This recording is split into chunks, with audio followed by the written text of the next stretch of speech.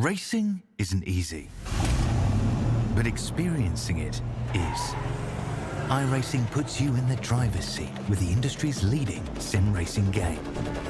Drive on laser scan replicas of the greatest racing circuits from around the world. Go head-to-head against other drivers chosen by skill-based matchmaking to ensure competitive racing at every level. Compete across all your favorite series. In officially licensed cars, engineered to deliver the most accurate driving experience possible.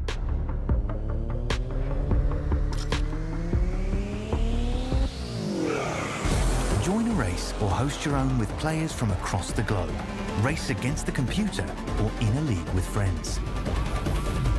Feel the thrill behind the wheel. Visit iRacing.com. When you want to be the best, you can't settle for the rest. For anything on iRacing, there's just one name you need: Maconi. With the launch of Maconi Entertainment and Maconi Competizone alongside Maconi Setup Shop, we now provide the best of the best in setups, paint schemes, coaching, broadcasting, and event organization. With cars across all 4 license classes, we have what you need to hit the track with confidence. Grab a subscription and save money while going fast at MaconiSetupShop.com/subscriptions. And remember, at Maconi Setup Shop, there are setups, but your victories.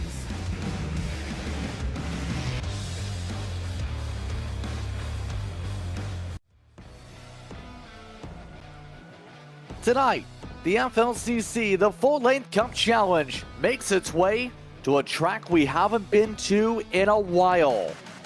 Tonight, it's a return to Chicagoland Speedway, as Maconi Entertainment is happy with us for tonight's coverage of the Slide Jump 400. Here, once again, for Joliet, Illinois, here on iRacing. I'm Justin Prince. Alongside the booth for tonight's coverage is James Noonan. Morgan Cook is our producer for this evening's coverage as we gear up and get set for what should be a fun one. Chicagoland Speedway on the schedule for the first time in a long time here, James. The last time we raced here in real life, it was back around before 2020. And now it returns to competition for the first time since then. It's on its way back. Obviously, drivers will be right on the limit immediately. I think all the rust will be shaken off quite quickly. As you can see there, quite the egg-shape, D-shape oval there. And it is very, very tricky to try to keep those right rears out of the danger zone as you're constantly turning left, not just in the corners, but on the straights as well. Always turning left. That's the mindset when it comes to Chicagoland. A little bit different than, say, a Kansas. But the driver standings after Sonoma look like this, where Sean Conklin still has your points lead coming in over Dylan Payson. 2 drivers of the Ryko camp and RFK still in control here with this championship. But still, you have to keep in mind, team-wise, Ryko's powered its way to the front with essentially mostly open cars to have to qualify every week. Black Flag still holding on the second, though, within about 200 points, give or take, with Team Conti also in the mix, as well as the SOLW, looking to close up. They're above the 1,000 point threshold entering tonight. And that being said here, in terms of the racing, James, we just came off the action at Sonoma where it was Conti's squad who was able to strike while the iron was hot, if you will, with Dyson coming up on top. But remember, we're in the midst of the in-season tournament. A part of this series, there were, for the most part, the top seeds advancing, all but a couple ended up moving on, but we have some interesting matchups, a part of that to watch out for number-wise. Yeah, definitely is going to be an interesting matchup here throughout the rest of the season. Obviously, we have Atlanta coming up next, Wilkesboro as well, Indianapolis on the way to the final here. Obviously, World Cup going on as well, so brackets everywhere you look. Indeed. And it's going to be interesting where some of the drivers match up with drivers like Basin and Miller should be a good one. Or Hodgson and Wood. That should be a tough battle on the board. Take, for example, Dyson having to battle Hutchinson. Tonight, we're just about set to go racing, though, for what should be an interesting night. 267 laps are on the docket here from Chicagoland, and it's all a part of your 4th of July celebration. We hope you're enjoying your 4th of July here tonight, and why not spend it racing around a racetrack? Qualifying already taking place over the past couple days. We had 30 drivers attempt qualifying laps and make it into the session for tonight's coverage and tonight's action. Let's find out who they are. Sean Conklin is on the pole tonight. Alongside him, Andrew Dyson, the winner from Sonoma. We're number 2. That's where you'll find Ralph Hutchinson tonight.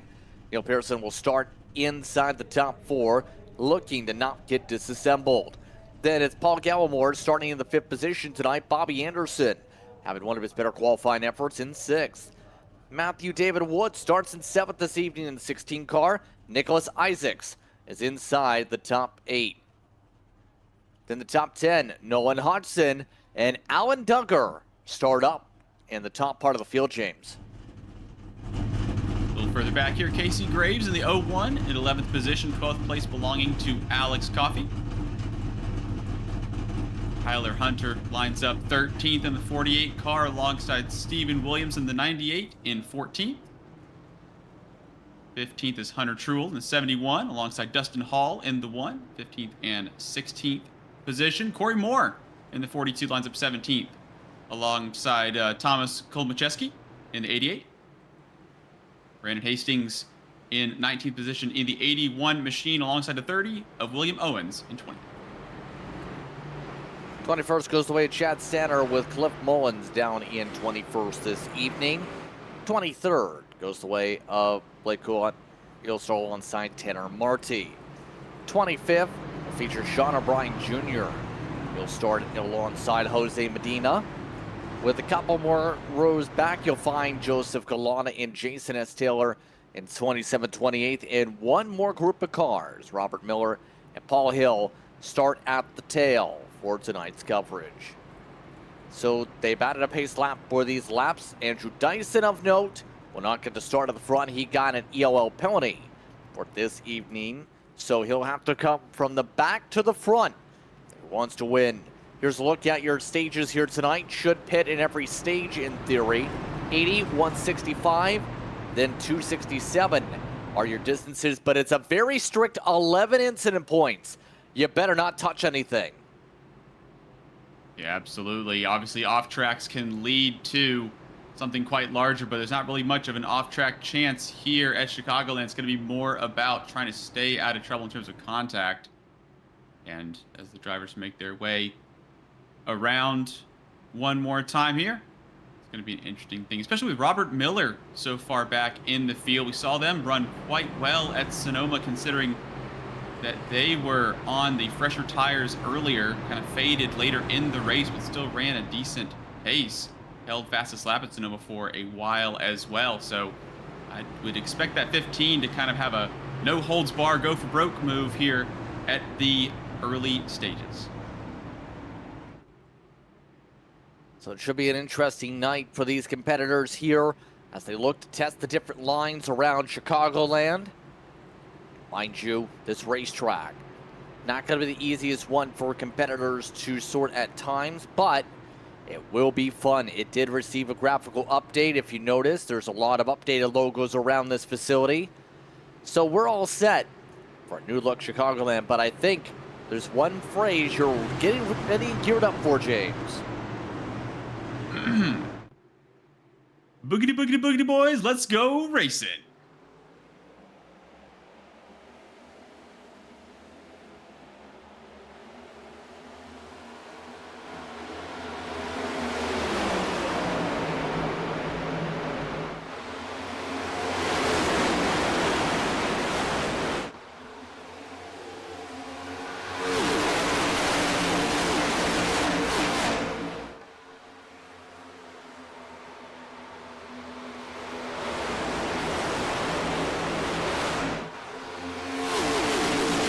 Sean Conklin, first lap goes the way of him. continues what's been a dominant effort on the mile-and-a-halfs this season. First side-by-side, you'll find Casey Graves in the black flag machine. Nicholas Isaacs just looking to keep the car clean, has already scraped the wall once already. Yeah, driver's just trying to look for a little bit of space. Again, almost trying not to go backwards. May be the name of the game in these early stages, just trying to find a little bit of breathing room as they're almost threatening to go 3 wide. A little bit of 3 wide action a little further back, but so far relatively tame start here, but I think it's only going to get quicker and it's only going to get more serious as Sean Conklin trying to get away here. Oh, some trouble back straight away. Isaac squeezing with Graves. Tower Hunter scraped into the wall to avoid the contact. And Isaacs now under attack. That includes by Alex Coffey and one of the precision cars having to make the moves. That got too dicey too quickly. I think they can argue here as those precision cars try to make passes with it. They're just about, I was going to say almost clear. They're the two almost having rear axle hit by the 71 Truel, getting away cleanly there. Coffey on the inside, trying to make something work here. Stephen Williams trying to get on the inside as well. Trying to find which line's going to be advantageous here. Tires up to temp. Nice and fresh at the moment, and it's about how long you can continue some decent pace and who is going to be really charging hard, who is going to be potentially conserving. Yep. As they all set up and put themselves on the racetrack, you see Alvin Duggar puts up the racetrack. Hunter Truel trying to cut along the inside. Can't tell what the paint scheme is supposed to be tonight, but I believe it's a tribute to somebody because of the years on the car. Taking a 90s look with that 71 machine here tonight. You see him trying to find a way to cut around the inside. Up already to 11th, it's a +4. Yeah, excellent start there. Here, look here again, the 11. Trying to make their way through. Gallimore, nothing doing. Here we go, trying to set something up. Down the inside, way down underneath on the apron. Plenty of space to the door here. And Gallimore trying to drive it up the inside. Anything the 62 can do, maybe saving at this time. Looks like Pearson may let Gallimore through. And up front, it's Hutchinson trying to find a way around the outside. You see how much you have to search around for the dirty air, or get avoiding the dirty air, I should say, around this part of the racetrack. Right now, the Ryko machine in front, continuing to just ride the inside, try and save the tires, but Hutchinson having to take that high side so he doesn't get too tight. Look at how he gets to run with that higher line, though, to get to the bumper of the 17. Doesn't take it here. Has a decision to make, stays outside. Potentially a crossover, a little far back here. Conklin, fantastic drive up through the field after some issues in the pits in Sonoma. And now again tries to put Hutchison out of reach of the lead. So we have a look back here. The 10 and the 99 doing battle here just for the outskirts of the top 10. This is Gulata and Duggar. Alan Duggar trying to get on through. Looks like we'll have Joseph Gulata maybe the attack first. If you see Gulata again trying to go from the back to the front, 16 spots. It's been of about 10 laps already. That's pretty quick to say the very least here. I think you can argue absolutely right now. So for Gulata, he's done this a couple times before. It's been a bit more of a roller coaster here today. When it comes to him, though, so far, the 99, his speed compared to the others, right on par with the race leader. Yeah, definitely making moves here. We also see there Robert Miller in the 15, again, hard charging up, I believe, 2 positions since we started talking about the positions gained there. So trying to get a high score here at the moment.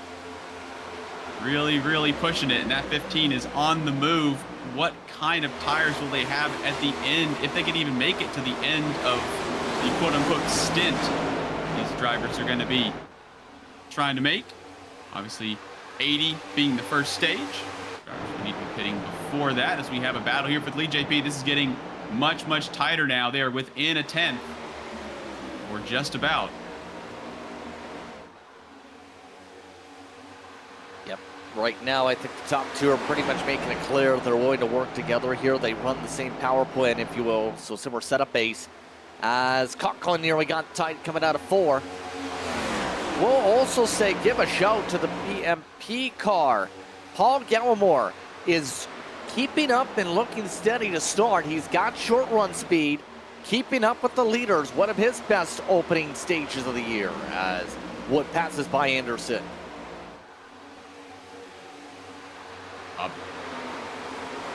Bobby Anderson not having the best time out at Sonoma. Very, very strong position here at Chicagoland as now both leaders down under the apron. Battle for the lead here is looking the way of Hutchison. Can the 17 hang around the outside? Looks like they're going to be side by side onto the back straight. Again, we spoke about that right at the beginning, the straight that isn't straight. They're continuously just being nudged to the left. You cannot fall asleep here. You have to be on, you have to be inch perfect as you can be coaxed into the outside wall. Gallimore falling back a couple more tenths. We have another battle here. MD Wood trying to have a look. Apologies, Tyler Hunter here around the outside of Bobby Anderson, who is falling back just a little bit. Doesn't look like Anderson's doing well with the dirty air. Was hearing from some drivers in terms of the various teams coming into this event that dirty air is not fun.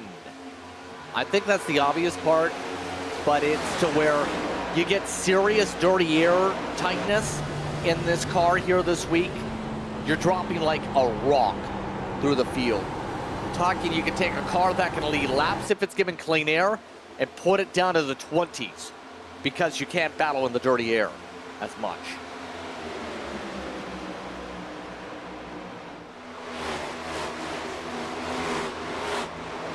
Now, in your opinion here, James, how do you feel that's going to impact how you adjust the car, knowing you probably have a rocket ship if it leads, but you also have a brick if it's in the traffic?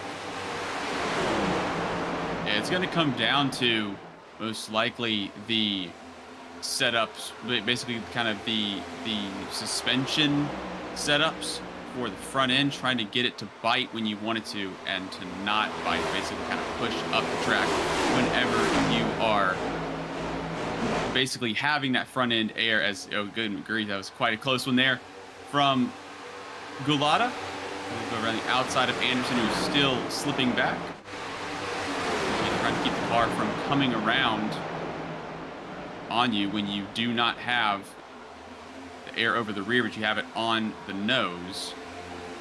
Obviously, some drivers will not be able to get into the clean air quick enough to stay with the drivers in front, but are not really intent on leading at this time. They have to basically shred their tires in order to get the track. Yeah, that's the major thing. You gotta find a way to keep the tires cool. Also, making sure you keep the momentum. There's so many different factors, and a lot of these drivers I'm noticing are trying to slow roll the bottom, which is the natural way, but the natural groove has moved up. We have one driver on the apron, though, that appeared to be Duggar that was down low for a moment. No, check, that was Robert Miller. Robert Miller said he had a screen failure in his patriotic paint scheme, and that is a trouble spot because if he was in the corner, that would have been in the wall. Instead, he just drove down the low side, down straight away, and realized where he was by the time he actually got to the corner. Quite a close call there. That is terrifying. Forget setups, just knowing where you are and having the heads up and awareness, obviously, to not try and make any kind of big decisions other than just getting out of the way for a moment. So we'll be losing a bit of time through that. Let's pick up Andrew Dyson here. Winner last time out, making their way up through the field. up to 18th already. Looking to kind of slowly march on up. May not be involved with the stage, potentially. In terms of the long game, I do not expect to rule out Dyson anytime soon. See some good battling, by the way, with the 11. It's been caught by the ever-charging 16. And Matthew David Wood, 10th of the points coming into tonight. In a good spot. He also has done well in various leagues as of late in his appearances in different series. But in this series, it's a bit more of a battle, you could argue, for some of these drivers to break through, because competition level's always been pretty high when it comes to the FLCC. Badge of honor we can get on through for a victory. That's why some of these drivers that may be championship contenders in one series will battle their way through and have to fight to break through. There's a different point to mention, though. Look at Galata. He's up into the top 4 already. He might have the fastest car on property. He's 2/10 quicker than the leader right now.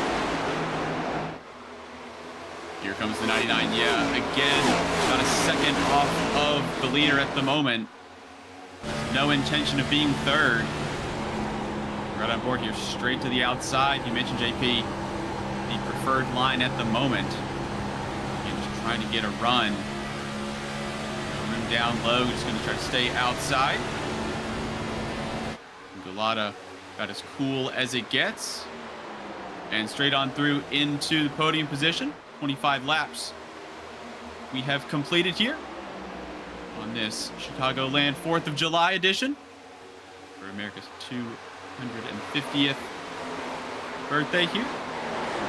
Catching back up with Bobby Anderson just outside the top 10 at the moment, but is part of this gaggle of cars. And again, a handful of drivers trying to find some clean air, trying to find a little bit of space. Again, running too wide. We catch up with Hunter and Gallimore by number 6. Now, Tower Hunter has been good on the high side. He's been good on the low side, I think, so far. And we know the EPI cars with the right driver can make moves. It's been a bit more of a tougher season for Hunter, though. He's inside the top 16 in points. You know how wild it is he's up there, though? He's got 1 top 10 and 15 starts. It's been mainly on consistency for the just outside the top 10 finishes for the 48.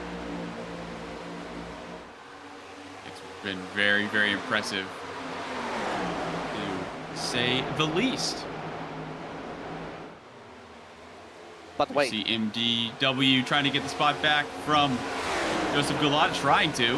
We're looking at it. MDW back up to 3rd. Yep, and you see him searching around now to find some space on the high side at least, get away from this 99. By the way, did check in on the context for that 71 machine paint scheme. It is involving Oliver Tree specifically, because if you notice in the back bumper it says Alien Boy. That was the viral hit he had. He died at the age of 32, was one of 6 people killed in a mid-air helicopter collision in Rio de Janeiro last month.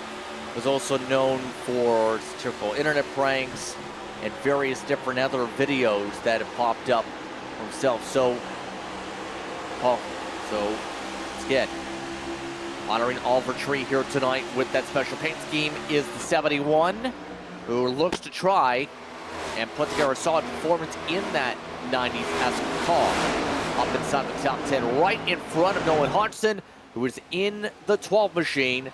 He's been about where he started so far. That kind of shows the difference of the race leader, who is probably on a similar setup, if not near identical setup, and you plop it in the pack. This is how difficult it can be for some drivers to make a pass.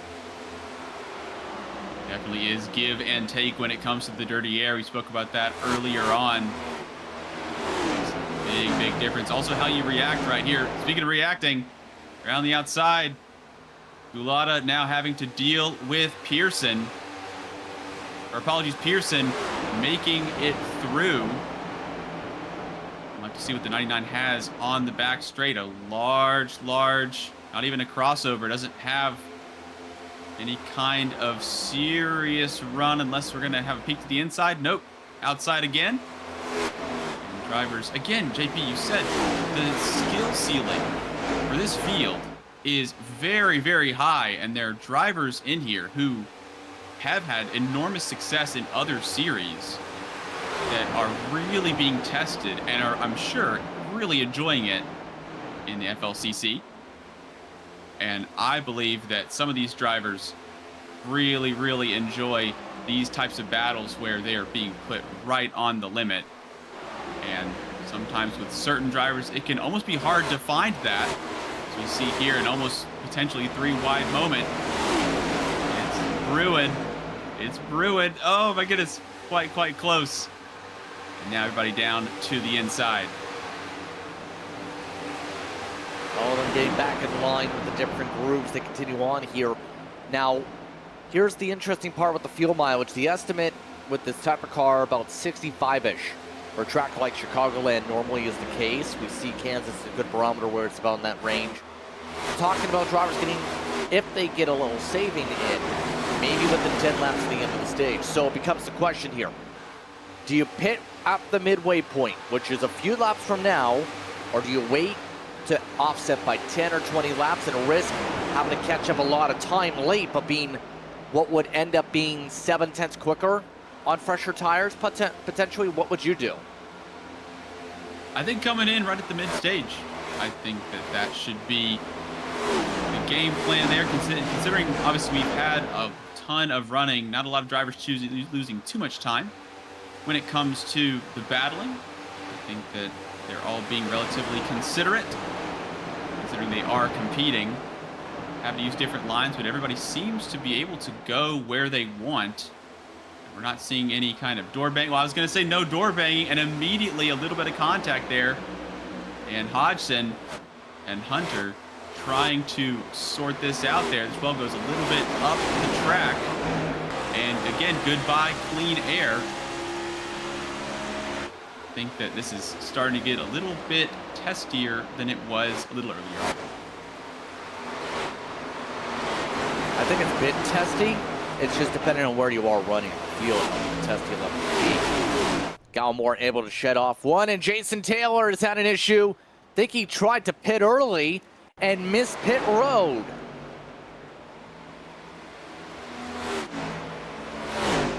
See him coming down off of the 18 degrees of banking. Oh, here we go. So we're going to head into 3. Let's see how late we pull.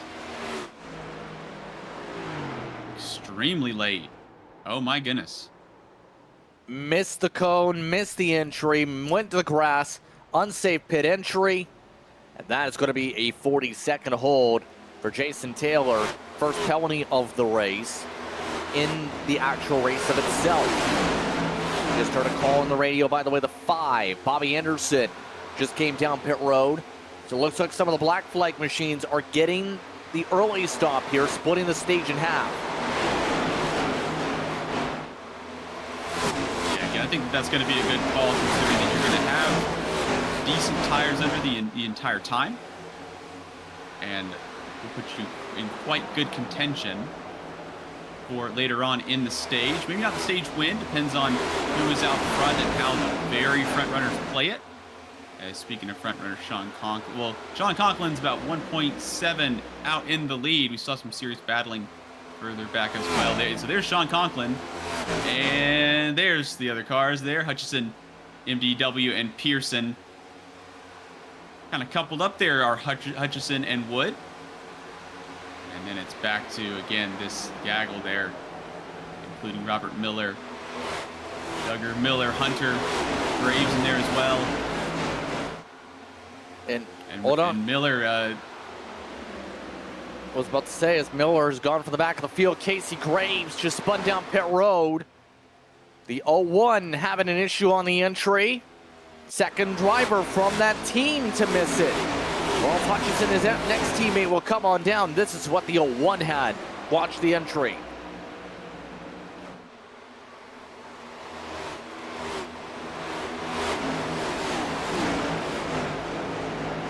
right there. Similar line, too much speed, almost saved it. Very close to almost backing into pit road there.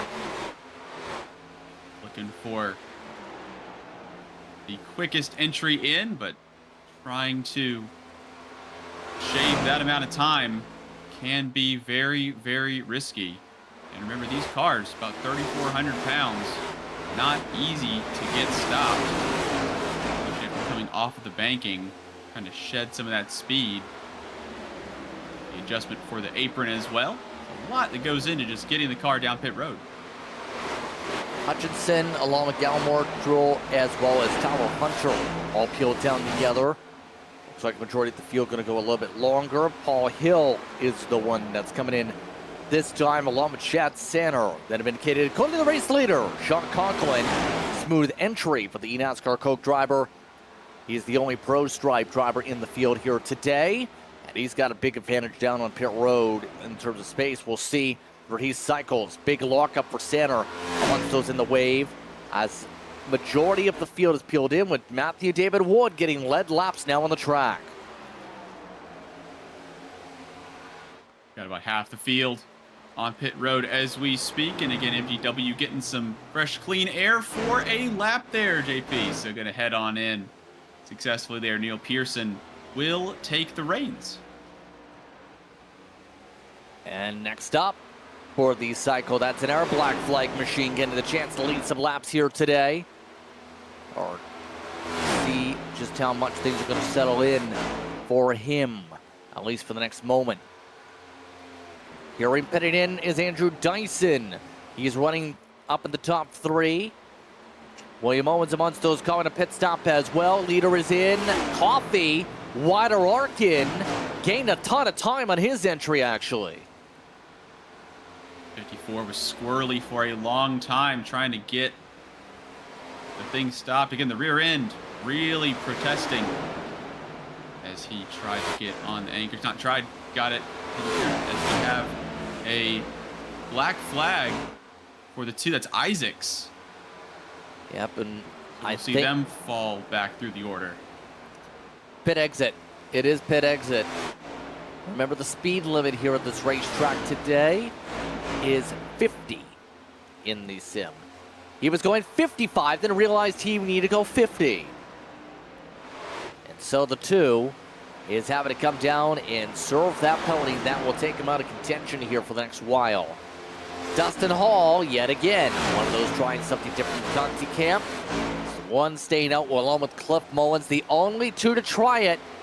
See how far they're willing to go here. A patriotic look for Hall, who's had a bit of a rough season after being a top 15 driver last year. Doing a great job here, obviously, has Mullins in rears there. And again, just trying to look down the grid if there's anybody who's just going to stay out. You see Miller there, quite a common sight. Fresh tires, the 15 going straight on through. Yep, and you'll see that pretty swiftly. The drivers who are going to be trying to save tire, I'm not sure if there's going to be anybody. Only two out there at the moment, which is Hall, Mullins, and Mullins coming in right now. So Hall still pounding round in the one. And I'll be interested to see if Team Conti has the one do the alternate strategy. I mean, the hope is a caution flag, right? That would pin most of the field a lap down. Only 6 of them are on the lead lap, with that number about to jump up to 8 or 9. He's got to go 12 to 20 laps on the gas tank. So there's a lot of time for the driver who coming into tonight has an average finish in 2026 of about 22nd in this campaign. There's Galata, get his lap back for the speed difference. Grip level leading to an extra 10-15 miles an hour on center off for a majority of these drivers, as Hall just tries to get out of the way. Yeah, the rest of the field coming on through, but they still have some work to do. And Hall running a completely different race. See the lap times on the ticker. Look at the difference 31.6 for Hall. That is more than a second of fall off. Some of the drivers out there already are seeing up to 3 to 5 tenths of fall off on their runs, but are still running in the 30-second bracket as they zip on by that one machine and get their lap back. It feels like one of those types of races, and it usually is at Chicagoland, that might trend green outside stages here tonight. So you better execute on the pit strategy. It's pretty clear that seems to be the case tonight. At the rate things are going, Hall, by the time he pits, might be a lap down here, you could argue. They left it very, very late. And again, we're having a look here at the times coming in. Obviously, you can just see it there. At least maybe 2/3 of the field already by Hall. And that's a 31.7, so lost another 1/10 there on the last lap, over a second off of the pace of a majority of the field, even more than that. About a second and a half almost. And thinking about this when it comes to this facility, how much it has not really changed, I guess you could say, because the track really didn't change the layout.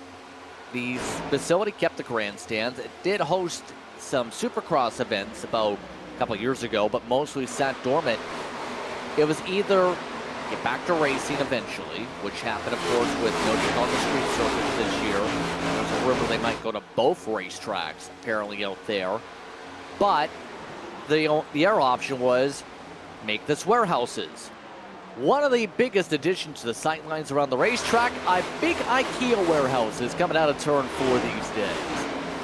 Outside of that, still a nice facility that's in one of the main staples of this community, you could argue, and a good crowd draw. Although everybody in real life is getting absolutely pelted by rain here at this facility, and it feels like we're back to 2001 Tropicana 400 weather again. Well, hopefully the only meatballs that we'll see are from IKEA this evening. I'll put that there. Have a look here at Casey Graves. Again, kind of hanging on to the back of the pack here, further up in this pack. Bobby Anderson, 54 of Coffee, doing battle. Let's see who's going to be the first one to attack Gallimore for the top 10. And still a decent amount of laps to do until the stage in, again at 80 laps. Just trying to find their clean air, try to find their line. It doesn't seem like there's a lot of pressure on some of these moves, considering there's so far to go here. We are going to be ratcheting up the heat as we go, and again picking up Dustin Hall here. We're at the 32-second mark, JP. Yikes. At this point, there might be a chance he's nearly a lap. 3/4 is now full 2 laps down for a moment because the leader's already within 14 seconds. Gamble's not paying off well, and Conklin looks comfortable. Conklin looking great. Hutchison still in the mix. And DW in the 16 machine will be net third. If Dustin Hall comes into the pits, well, he may be third anyway. Again, down under 13 seconds is Conklin, who is 3 and a bit seconds at the front. And Conklin is a freight train this evening. Well, we've seen that before. I mean, he's been fast just about everywhere you put him. 7 wins on the season. Just dominant whenever he's on the racetrack. Dyson, he's one of the faster cars, noticing, by the way, on the run. Though he's starting to reach some traffic. His average pace is in the 30.8s over the past 5. That's around the ballpark, getting down a little quicker than a couple of the drivers he's surrounded, like Pearson and Galata. He's been able to zip by Hodgson as of late. So that 41, who last year was just about unbeatable on a road course and very stout on the ovals. Bit more of a tougher season. Just his first win coming last week. with the team change. And this season, a bit more of a battle, if you will, to try and go to victory lane, although he is in the top 10 of the points. And with the consistency there of Dyson, putting them in good stead on the board, kind of hanging around a similar point in the race right here. Pick up Klua in the 14. Duggar trying to make their lives difficult.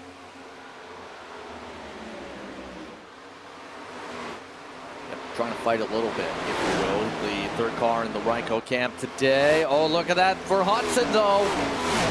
Up the track, Dyson up and him in the wrecking. Back straight away. First caution flag of the night as the 12 gets turned around. And could see that coming with how tight the squeeze got.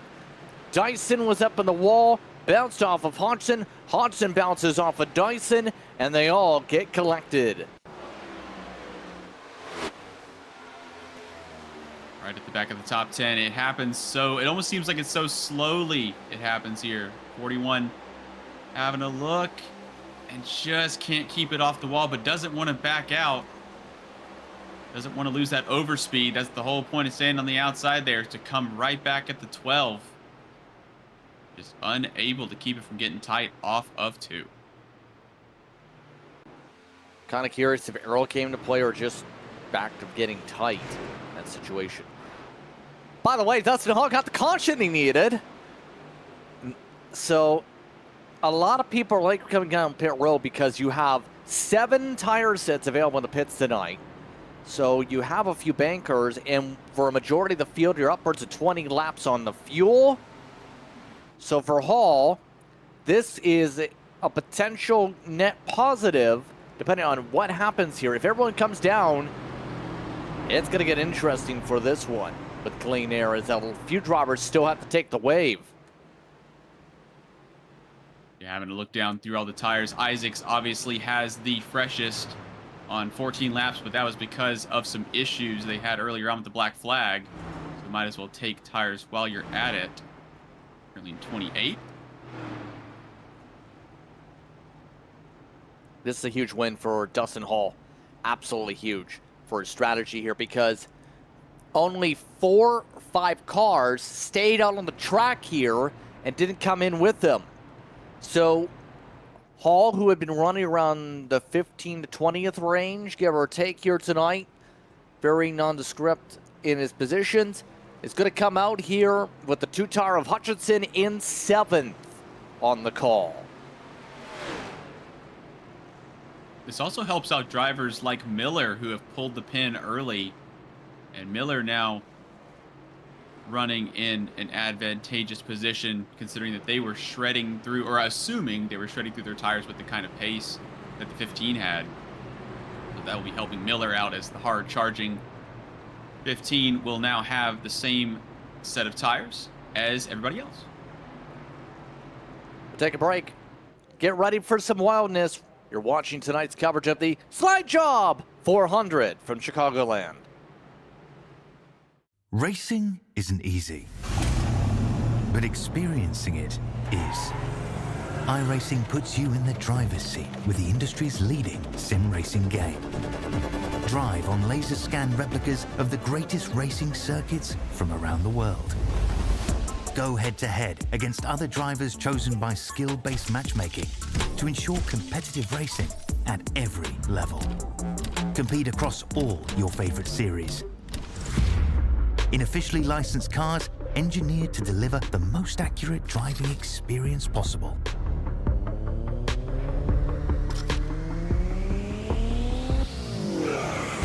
Join a race or host your own with players from across the globe. Race against the computer or in a league with friends. Feel the thrill behind the wheel. Visit iRacing.com.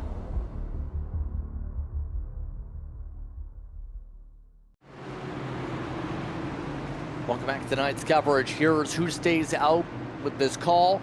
The drivers risking the tire strategy and trying to save a set are Alex Coffey, Paul Gallimore, Hunter Truell, Alan Duggar, and Corey Moore. this could get pretty significantly wild. We have 16 laps up at the board. There's no guarantee those on the old tires will stay up here. But right now, it's Coffee up in front. Clean start. But watch for some dramatics by the time we reach turn 3.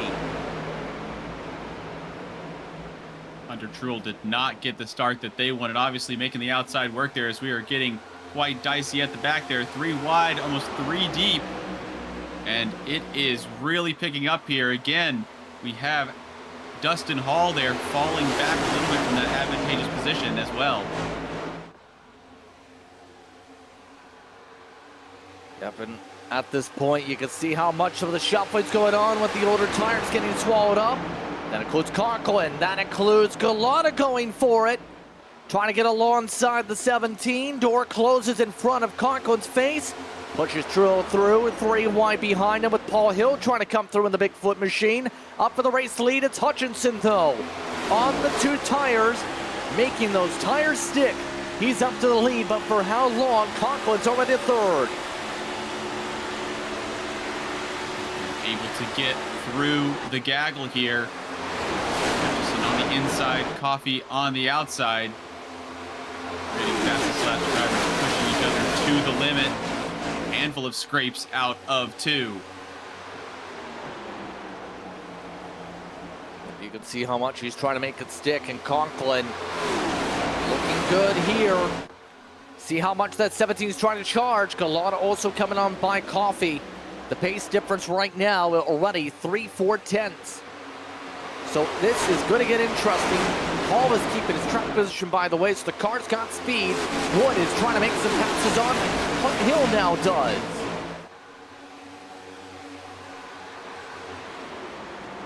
Drivers really going for it here, and this was like potentially a crossover. Not quite. We're going to see anybody go down to the apron. Yes, we are. The leader, Conklin, immediately down to the bottom of the racetrack. Here comes Galata down the inside. Hutchinson's going to be, I'm going to say, relegated to the outside. But both first and second opt for the high side. Galata may have to fall back in line. They're to the door, JP. Here we go, trying to take away second already with Conklin up front. It's Galata who clears on by. And now that 99 looks to try and find a way to get up to the back of the blue, red, and black 17.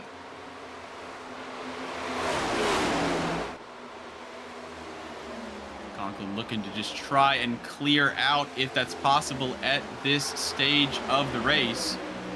We move back here to MDW, who does not want to look in that rear view mirror. Star Spangled 16. Looking at Miller, Hall, Hunter, and Coffee all dicing for the lower part of the top 10. We now see Bobby Anderson trying to make it 3 wide, potentially. Coffee not quite settled yet. The 54 really trying to get settled in and now falls in line. Yep, you see how much some of the drivers are searching around for the air. Coming under 10 laps to go to 9 to go this time by in the stage.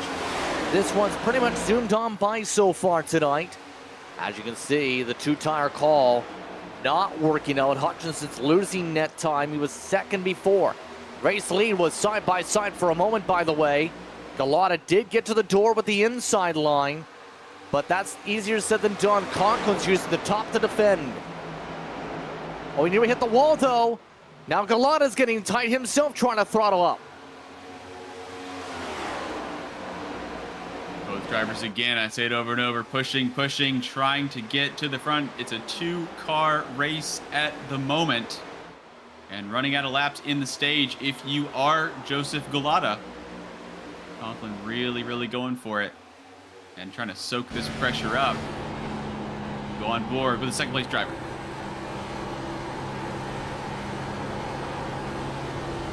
See how much he's trying to search around here, trying to prove you can go from the back to front here. If you have a hot rod, is the better way to do it, obviously. Plus 25 for Galata. Still preferring that inside, knowing Conklin's going to get the runs down the straight. He's your biggest mover, Second biggest, Robert Miller, who's up to 6th. And Miller really making as many moves as are presented.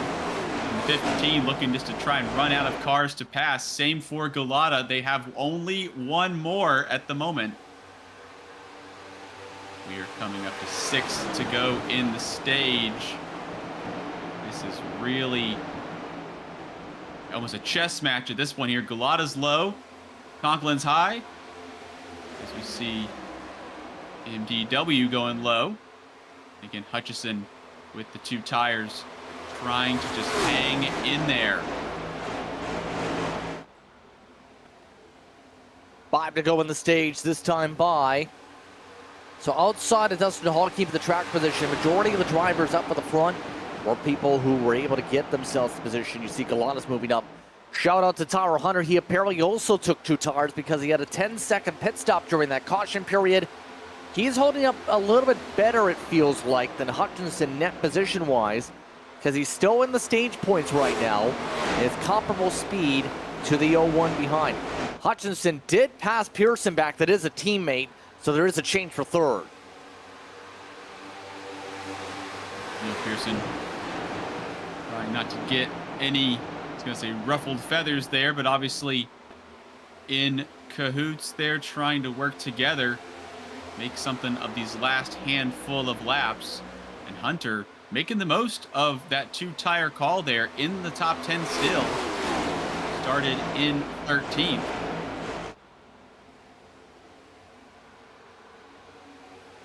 So as they go about here, a couple laps to go next time by in the stage. One of the big storylines we're going to have to keep an eye on, Andrew Dyson really went backwards with his timing with the caution period. Also took an extra 10 seconds down pit road to fix something, it appears. He is outside the stage points after being up at the top 10 earlier for a while. Now, we'll have to try and build up the speed again in stage number 2. 2 laps to go in the stage. We're looking to try and reset a solid run from there. Pressure is building up though for Hunter. He's trying to find a way around Hall. Graves right behind Hall. Graves currently holding final stage point in the 01. Bobby Anderson not too close to the 01. 01 going to go hunting here now. As Hunter, oh my goodness, a big moment there, the 48. And that is the 2 tires on the 48 giving up, all 4 tires giving up on the 48. Got really loose, it looked like, trying to keep it underneath Hall. And with that bounce around, that should be your stage.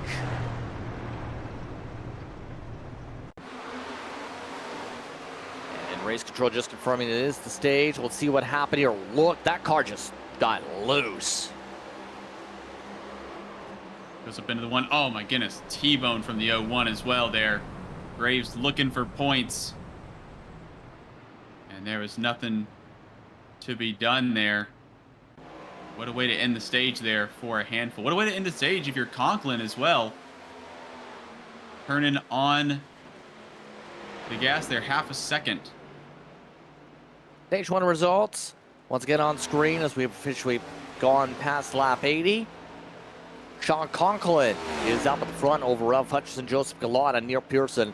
Robert Miller's in the top 5 with Matthew David Wood, Paul Hill, Dustin Hall, Bobby Anderson, Andrew Dyson, all in the stage points here today.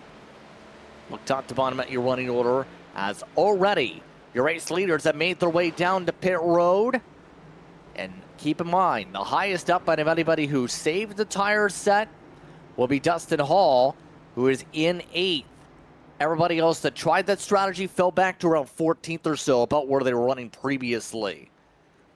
And so, let's see how this goes. About 16 laps of wear, remember, going to be on those left side tires. Do we see anybody try the call of Hutchinson? Answer is, doesn't look like it. Looks like everybody will get 4 tires bolted on the race car.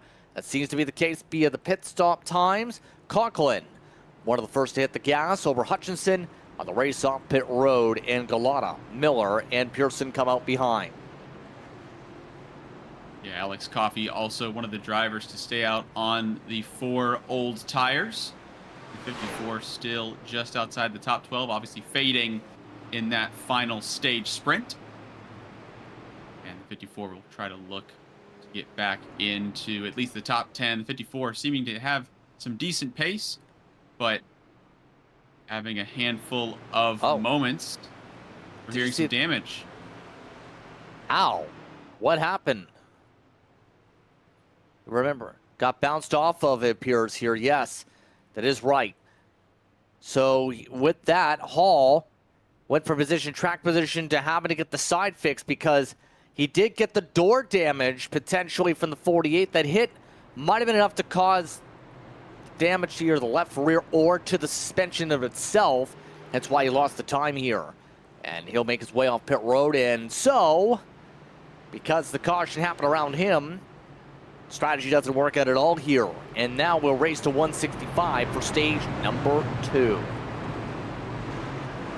That is a real shame there for the 1. Trying something different. And something out of your control happening. You really can just feel like, not karma, but almost the opposite, where you are looking for the risk to reward. And that, I'm sure, was not on Hall's bingo card there in 26th at the moment. So we're getting ready for the restart already. These laps are going to go pretty quickly. It's Conklin and Hutchinson on the front row, followed by Galata and Miller, Pearson and Wood, Kluot and Hill. O'Brien Jr. and Anderson are inside your top 10 now for the upcoming restart. Lengthy times include Dyson with damage repair, Hunter with damage repair, as well as Casey Graves, Dustin Hall, who had to come in. Hall had the most repairs out of anybody. We're back underway. The stage gets rolling with a clean restart up front. Hutchinson blends down to second.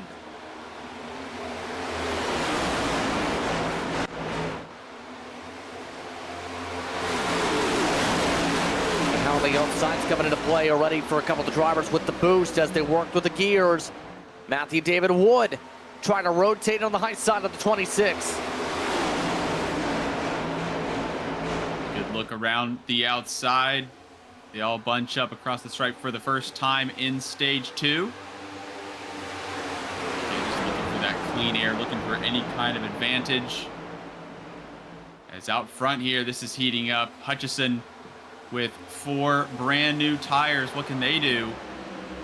Try and fend for the front here. Conklin has been fantastic all day. And Galata's not going away either.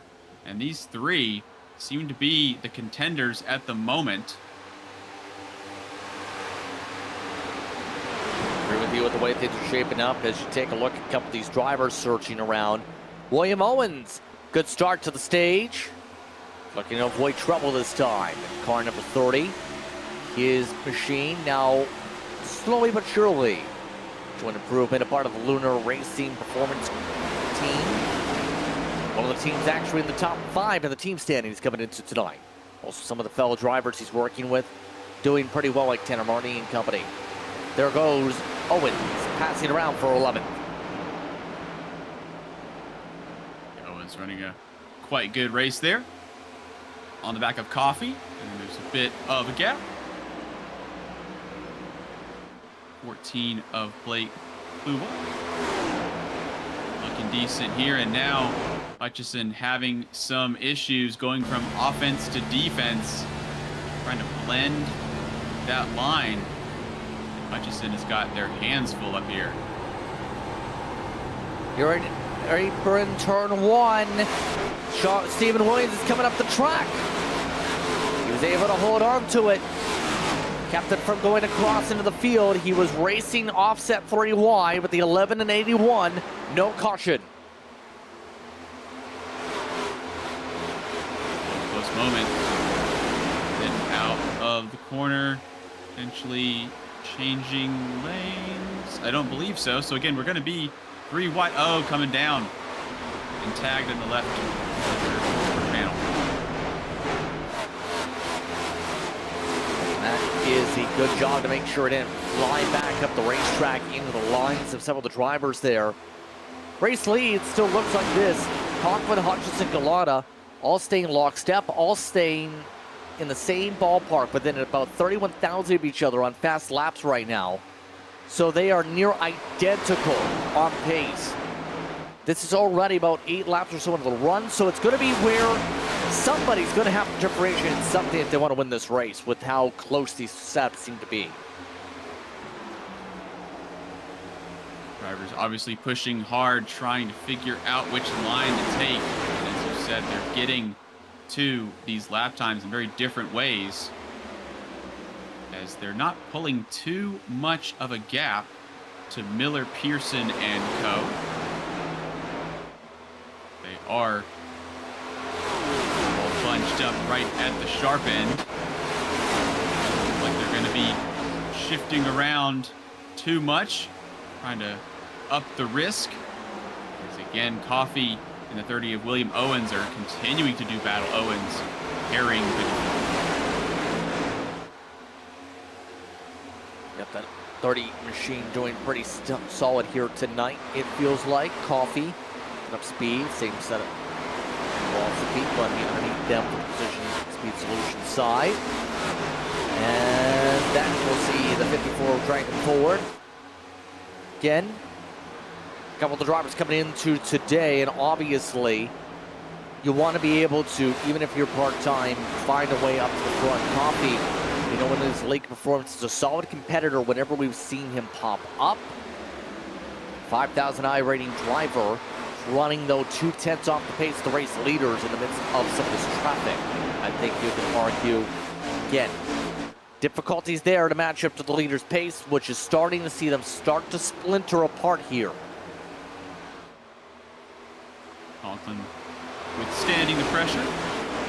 Questions Hutchison and Gulata are asking.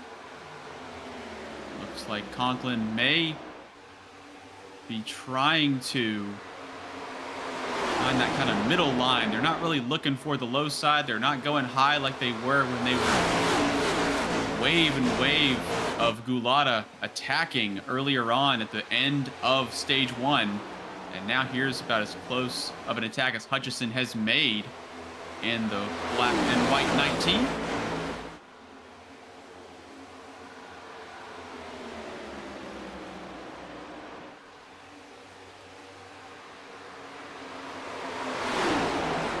You mentioned art updates earlier, JP.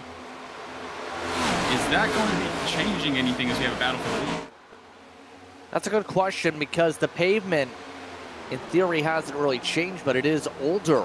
Because previously, the update had been around 2018-ish for Chicagoland. Right now, the cars are running about the same in terms of what we've seen whenever we raced outside of Chicagoland in previous builds. So I think, from what we're seeing, it's about to what we expected here, I think, the racing style here tonight. This is about as close as we've seen all three. And now again, Conklin to the high side. The defensive maneuver that was able to hang on. But obviously the drivers have seen this before. And can anyone crack that 17's stranglehold on the front?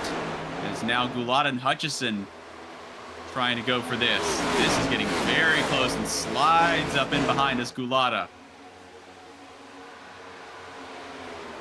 Still nothing going on for the 99 to make the pass yet.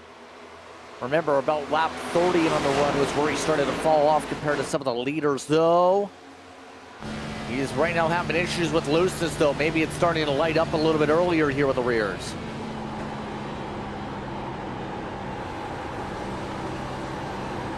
See some car control here. Up into the wall there. Hutchison really pushing it there, getting tight a little bit. The 17 is going to just try and hang around the outside. Trying to find a way by this 17. It seems like they have one move, but it seems to work. Definitely seems to, but that's part of the line sensitivity. I think you can argue when it comes to a racetrack like this here today. Look at this in terms of the battling. Meanwhile, 3 wide. Just outside the top 10 still. Duggar, he is digging. And goes alongside Dyson, clears by him and Owens, who had to adjust his line.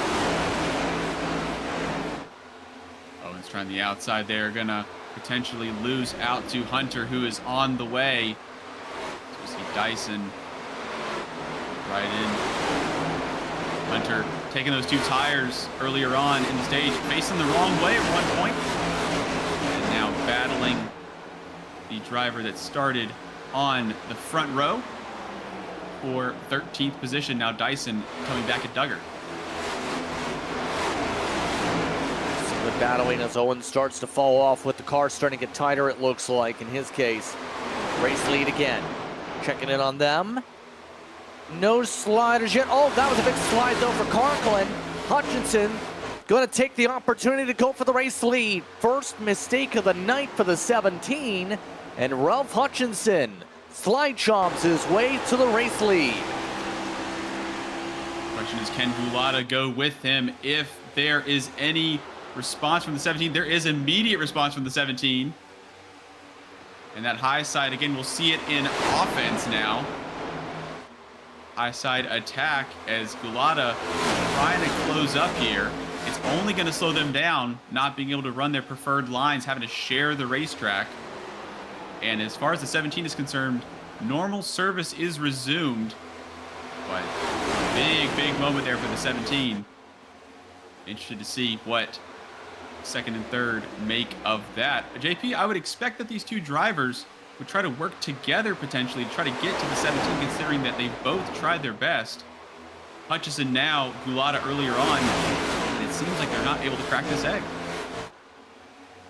Seems like it also absolutely here. I think Conklin, again, he's just that unstoppable in some of these mile and a halves. Look at Gulata. Took a little bit of a higher line. Seeing that Hutchinson may have heated up his tires a little bit with that initial side-by-side pass attempt earlier. And able to get himself an edge, possibly to clear on by for second. That being said, Robert Miller closed up a lot the past couple. He's right almost up to this battle for second. Miller on the way. We talked about it earlier with 15. Really trying to hustle. And this is not what Gulata needs. Obviously trying to get Hutchison to have first dibs at Conklin, who we've seen have a little bit of a slide earlier on. That's all it takes right at the front. We also talked about how the field is so tough here in the FLCC. And sometimes a little slide is all it takes. Is sliding up the track there. Miller trying to get to the door, not quite. This time for Gulata. Both of them coming from the back. Miller a little bit loose this time in his corner through 3 and 4.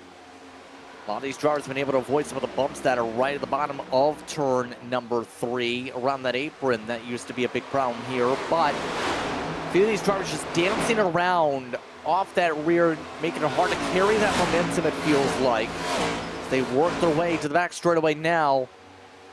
They're already slowly but surely approaching that next pit stop thought process. Or about already at about 60 to go.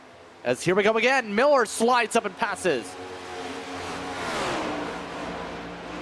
Excellent maneuver there for the 3rd spot on the podium. Gulata now most likely will try and immediately pounce right back. I would assume that Miller's going to try their very best, but seeing that 15 has potentially used up the best of those tires already and able to be on equal footing. 15 really trying to move around this car where they want it. What do the tires have to say about that? And bringing up strategy calls for later on in the stage.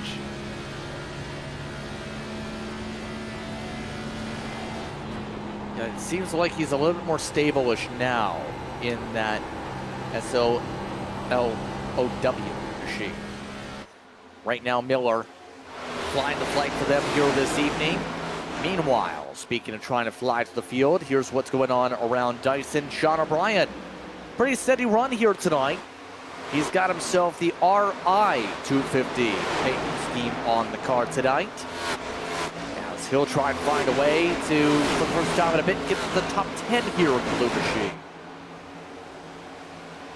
I believe that might be Rhode Island in that case. 65 on the high side there. Hunter sliding up behind in that fluo yellow machine. Sean O'Brien with a fantastic, the really smart white wheels as well. I think that's always a nice touch. Obviously, it would not look quite so pretty come the end of the race. But for now, looking splendid as we pick up with the outskirts of the top 10, looking at Coffey and Gallimore all over the back.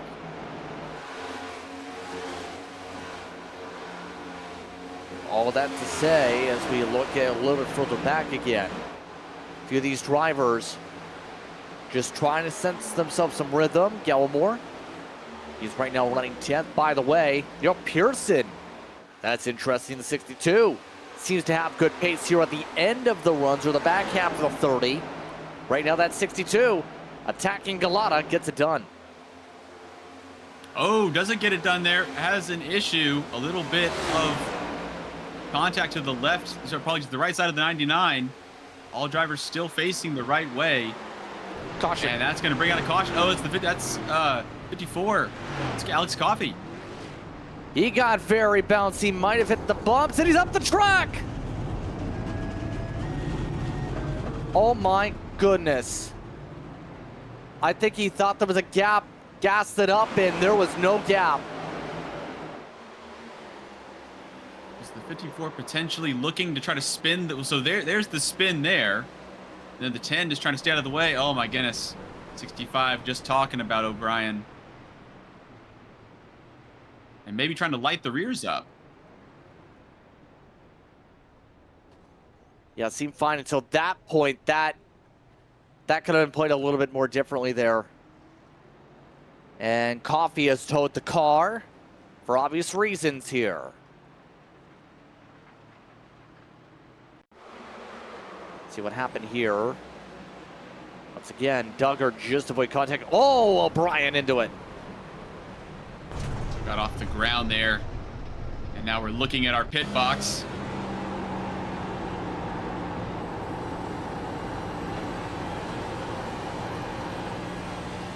Yeah. Watch O'Brien. He's trying to gas it and focusing on the run. And well, look how big this gets here for him, trying to find a way to the hole. Oh, he just a split-second decision trying to figure out which way to go. And the car looks relatively under control until immediately the rear stepping out to the right, obviously going left, and that's the choice the 65 made. But again, those choices, 65 kind of deep in their pit box as well. And that's going to really shake things up. Under caution, pit stops already complete. We'll take a step aside. Coverage continues. We're already at the point where we might be good on fuel for the stage. Let's find out soon here on Maconi. Racing isn't easy, but experiencing it is. iRacing puts you in the driver's seat with the industry's leading sim racing game. Drive on laser scan replicas of the greatest racing circuits from around the world. Go head-to-head against other drivers chosen by skill-based matchmaking to ensure competitive racing at every level. Compete across all your favorite series. In officially licensed cars, engineered to deliver the most accurate driving experience possible.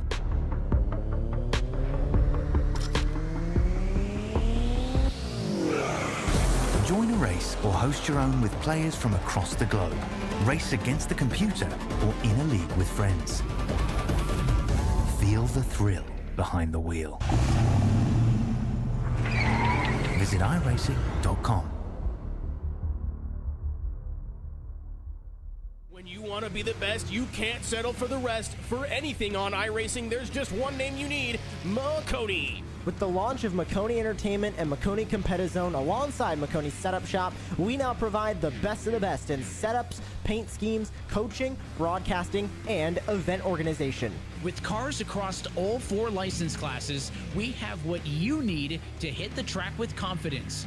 Grab a subscription and save money while going fast at MaconiSetupShop.com/subscriptions. And remember, at Maconi Setup Shop, there are setups, but your victories.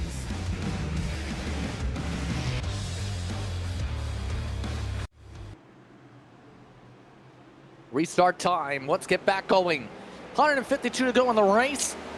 Still have about 50 in the stage. Conklin remains up in front. Should be good on gas for stage number 2 as a result of that yellow flag here, James. But now there's a few different players up here. Gluot is now inside the top 5. Others trying to move up, such as Dyson again. Robert Miller lost a lot of spots down in his pit box. Everybody else zipping their way through 3 and 4. Gallimore and Hill side by side for 6th position. It's Linus Stern out front for the top just about 4 or so. And further back, it is anyone's guess to pile into turn 1 once again. And Dyson to the high side there, going to try to get a run, but it's going to be extremely congested down the backstreet. That's the expectation here with some of the side-by-side going on. The same top 3 staying in cycle. But Dyson driving his way on the outside of a 14. Jumps now into the top 6. Nearly back to where he originally started this race. Up front, Hutchinson took a little bit of an overlap attempt on Conklin. Now tries it again. Can he make it stick? No. Conklin a little bit better rotation off. Thought the 19 might have a chance to go high side on Conklin, which I cannot remember seeing since we've been under green. And the 19 trying to find a foothold here. Seems to have the pace to stick with the 17. And Gulata here as they fan out. 17 going very low. 19 slides it up there. Fantastic grip from the 19 and sticking with the 17. Conklin still got 2 thorns in either side. See a little further back, Andrew Dyson making it interesting. See this lineup once again. All Hill says, I'll take this. Well, he does try and take this, and he does take this in the Bigfoot car. Good battle going on with these drivers. Robert Miller, no place to really go yet. Remember, was fast after about 15 laps. He's trying to squeak his way through quickly with Hill now on the wall. Definitely does play to Miller's strength of full-on attack. I think he went on board, seeing that the car seemed fairly settled. Hill not trying to get back on terms with the drivers up there. So JP, would you, in this type of race here, would you want to have a long-term or short-term run out of the car? I would assume with all the green flag running we've done here, you want a long-run car setup, considering we are going to be most likely seeing some more green flag hits. I think so.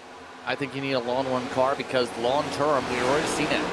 You can be fast for the first 30, but if you can't keep up after that point and you fade back to, say, 10th or 12th or something along those lines, really, did you gain much?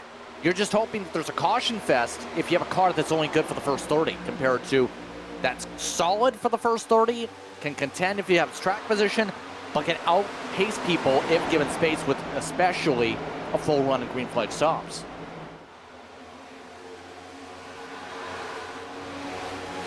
Anything that the driver can do from the cockpit to make the car drive better across a long stint like that? Well, first, obviously, it's going to be the setup, but it really depends, first, on your steering box, and second, how smooth you are with said steering. If you have one of those with, say, the NASCAR philosophy, there's been some in the garage that I've been familiar with, where if you have those that only need the 5, 10, 15 degrees of steering, a lot easier than 30, 20, 30, 40 degrees. because the more degrees you put into the wheel, the more likely you'll chew the right front tire off, and you've got to be very smooth on the throttle. You can't just mash the gas everywhere. The sound of these cars sounds like full throttle once you're past half throttle. So it's so easy to make that mistake as a driver if you aren't paying attention. Yeah, we know how important it is, the audible response from the machine. How it can kind of lead to a bit of issues. Trying to just get the throttle applied. You see here, it looks like Dyson and Hunter right on the outskirts of the top 10 there. Dyson, again, is just a slow march up through the field. Probably passed about 30-something cars by now as they've had to make their way through.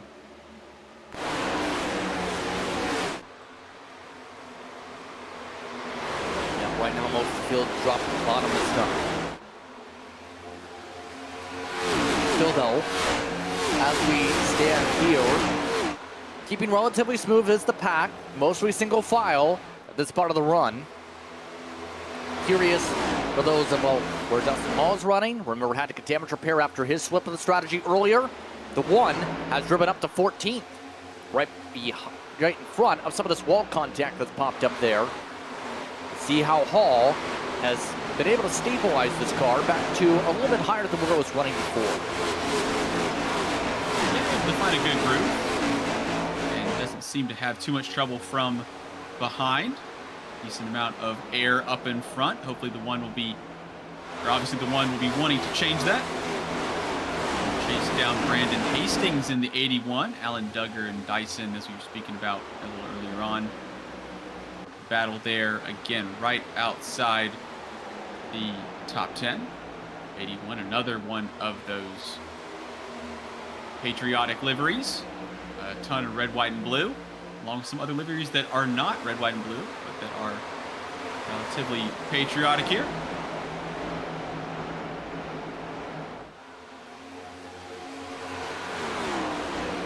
Yep, you see again, he's normally ran the scheme much the way this season. Also works with Skip Barber. Simulator center it's got. Right now, doing well. Same for the 71. One of the better races of the season for him as Sean O'Brien Jr. comes down pit road. It's already had been given the chat ban because he had language pop, I believe, on the radio. He's been dealing with right front damage. We'll see if the 65 is barking it down. He is into the box at the very minimum as everyone drives on by. So O'Brien Jr. is not jumping out yet, it appears, out of the car. He is still in it. And he just jumped up now after the full pit stop was complete. So O'Brien Jr. out of the race car. Yeah, real shame for the 65 running into issues earlier on. Just getting collected. Not the way that they want their 4th of July to go. Wrong kind of fireworks there. You know, pick up the 19 of Hutchison. Looking at only one car and 2 guesses as to who it is. 17 has been on rails. Well, I say on rails, JP. Conklin's been under attack for a majority of this race. Had a really strong first stage and has since been tailed by Gulata, Hutchison. Robert Miller's been up there as well, moving all up the back of the 99. It's been a oddly contested race. That I agree with. Conklin, I think, has got the speed once you pass 30 laps on a tire stick. But it's more so in his case, yes, it's been like a train where he's been the leader of it, but he's been the conductor of that train for much of the way. Hasn't made too many mistakes, only 1 or 2 bobbles the entire race. You're not being somebody that's making that minimum mistakes with the way things are settling in. So what do you do to try and outsmart him at this point? Because that seems to be the big play. Even an undercut call, if you think about stage 3 by that part of the race, James, might not do it. It's definitely a tall order at the moment. Again, we're seeing Hutchison and Gulata seem to be up for it in terms of pace. And as you mentioned there, after 30 laps, you can sit in the wheel tracks at the 17 as long as you like. Eventually, your tires start to fade, and if Conklin has been as smooth as we've seen them earlier on, start causing a bit of a gap as we pick up Brandon Hastings in the 81 on the outside of Paul Gallimore.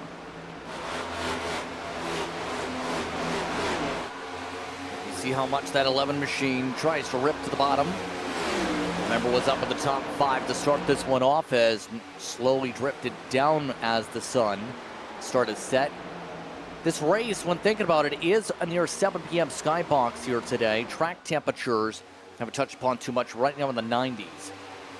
So it's not as hot as it could be for some of the competitors, but it is one of those late afternoon to early evening type of events here tonight, where eventually you might see the lights come into play for the final stage, and you have to adjust to the track again when that changes temp-wise. Hutchinson to the inside of the race leader, but yet again, the big thing is you've got to be adaptable with this track here today. This is a track that, as long as you've been running on iRacing, you should be familiar with, because it has been on official schedules during off seasons.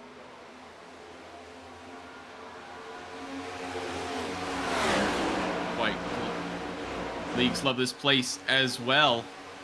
Popular spot for the serious contender, as we have 2 serious contenders now. I was going to say that Hutchison doesn't have too much to worry about for Gulata at the moment, and Gulata's got a ton to worry about. Miller, MDW, and Hill all over the back of the 99 in a big way.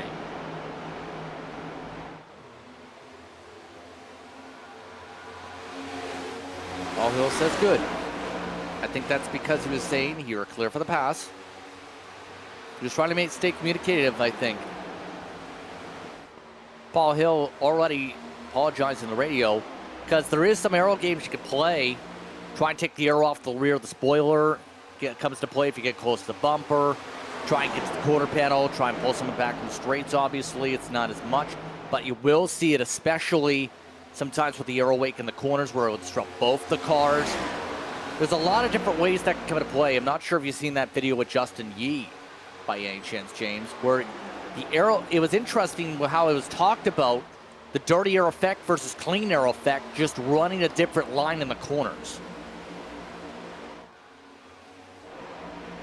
Not able to pick up on that video, but obviously there's, with the aero wash from the cars and just the speed that they're going, it really can change and unsettle the car. And obviously if you try to run your same line with less aero on the front, that's one of the ways to cause your competitor to get a bit tight. And again, we've talked about the amount of competition that these drivers have seen in their day, and they will all be wise to when they have the air, when they don't. The question is, can you play that chess match at well over 150 miles an hour? Gulata, as we talked about on the long run, is starting to see the fade. Take the apron to try and battle back here. But the pace is coming into play a bit for the 99. Faded back away from Hutchinson and from Conklin. This is what we were talking about. Long run versus short run car in the 99's long run pace sees a drop on schedule. And the 99 falling back. Very close call there from the 26. Hill almost into the back of the 99, who goes low, just trying to carry some speed. As we see Hutchison now all alone with Conklin. And now, JP, does this give Hutchison the breathing room, if you will, to attack Conklin in a way that they've not been able to with Gulata on their day? Possibly. But the way things have shaped up, I think they're going to race the same regardless here. It's just the natural speed of the car taking them away. And Conklin, you're seeing, is starting to stretch away as well. He's a little bit quicker by a couple hundredths here and there. That's going to be enough long run by the time we end of the stage to be a few laps ahead of everybody else. This is going to be difficult to keep up with. You see where that flip of the switch just hit the past 2 laps. Yeah, all that work that was done on lap 140 undone by the following two. You can see that it looks like Conklin may be as far away from Hutchison as Hutchison is from Miller. It'll be good news for the 15. Marching their way up through the field as well.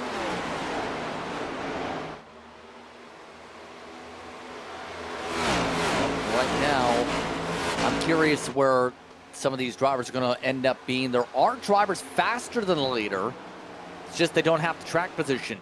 Remember the SLOW machines we mentioned. Miller's been quick at this point of the run. Matthew David Wood's even quicker than the 15 on the close-up, because the past few laps it's been up to a 10th quicker for the 16. So while Hutchinson is going backwards, others, like these two teammates, are going forwards as they join into the conversation with about 20 to go on the stage. They've both gotten, and of course Hill as well, both gotten Gulata. And Miller maybe on Hutchison here in just a moment. This may be Hutchison going the way of Gulata. And again, obviously the drivers are fading, but again, you have the opportunity to realize that you're fading and trying to make the best of a tricky situation. Right? It's never fun getting past, especially a handful of times in a handful of laps. So what they're able to do here, as we see now, this is Komacheski in the 88 down on pit road. And this battle for second is still on. Yeah, one of the BMP cars that was running towards the back electing to come down might have an issue going on. Figure out what's going on with the 88 car, because it is taking normal service. 65 laps in the fuel run. That would explain it. One of the wave arounds, I think, is the only driver with the wave around that had been left from a while ago with the early caution flag, or to try something different, to get a caution back to stay on the lead lap. As we go about, 15 is on the doorstep for second. Miller trying to have a look. Last time by, about a 10th or so quicker. And it all adds up. Hutchison will have seen them coming, obviously. 15 trying to pick out where they're going to make the attack. And if you're Hutchison, how hard are you fighting this year, JP? Because Miller may be getting through regardless. I couldn't imagine to the end of the stage Hutchison able to hold the 15 off with the pace that they have over them right now. Is there any sense in really trying to put up a big wall here? I don't know if there's necessarily an over need of it. It's one point in the stage. I think it's just the difference of, do you prefer to start a little bit higher up by a spot, maybe alongside the leader if you get a good enough pit stop by the end of the stage, or do you want to run? And what I'm trying to say is, do you want to fight hard, James, for second on lap 150? It does not seem so. And I would agree there with Hutchison. Again, not fading as hard as Gulata, but still having a similar time out there.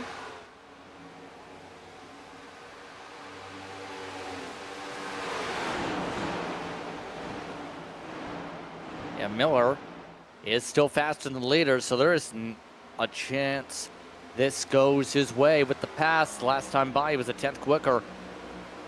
So if it comes down to it, if there's a long enough run, it might be between 17 and 15, but it's obviously early to tell. Miller is a lot more comfortable. Miller's on his way, and we are looking at 2/10 now. It's exponential here. I'm not sure if this kind of pace will be able to be kept up, but we're at 500ths, 1/10, 2/10. If we see 4/10 here, JP, I'm not sure what to think, as Conklin trying to continue this extremely impressive performance.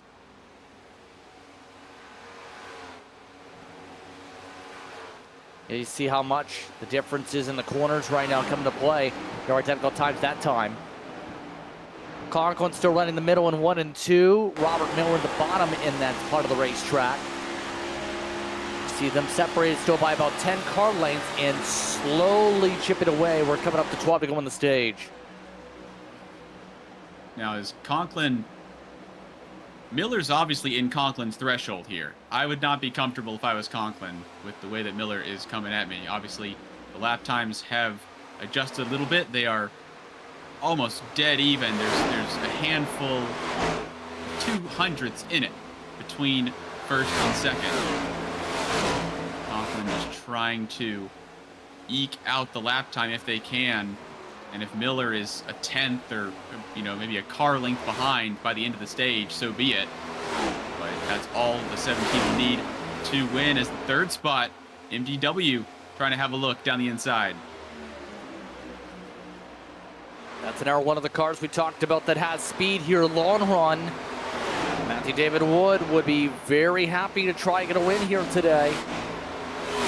Those cars seem to have good power underneath them. Those are part of the outlier camp that they sync up with.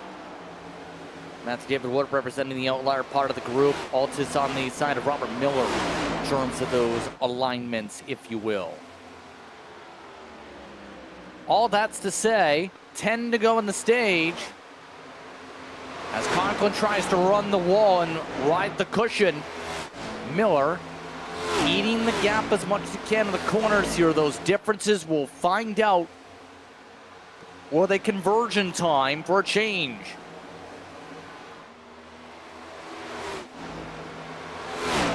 See the time starting to equalize, if anything, actually, the past 2, 3, 4 laps. This time through, was there any difference? Answer is near identical. They got about as close as they could have gotten. Obviously, they are trying to even it out, trying to pick that lock, and just missed it by 1,000th. As Miller is on his way in the slimmest of margins. And Conklin adopting that high line there. There's a bit of traffic potentially comes into play.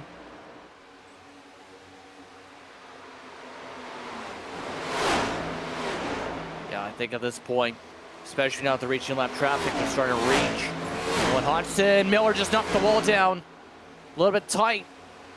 Missed the bottom and the car didn't turn for Miller in the backdrop. Yeah, balloons relatively to 2.5 tenths in favor of Conklin. Look at all this going on here. This is getting a little bit wild back here. That includes Hunter.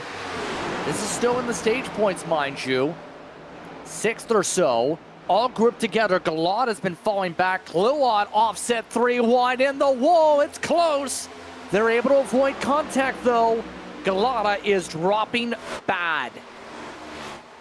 Kluot did not get into the side of Hunter. That was a big, big moment that could have gotten worse. They're almost 4 wide. They're threatening. And now they not single file still.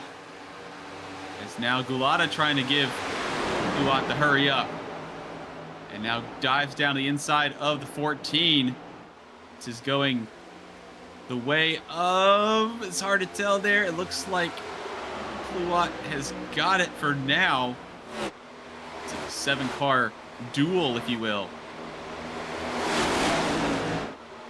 See how much Dyson try the inside. Now Hunter losing momentum. Duggar trying to pass now. Gets along to the outside of the 99. We're about 5 laps to go in the stage. Things getting hectic here. Kluot backed up his entry. Now a punch to the gas for Duggar.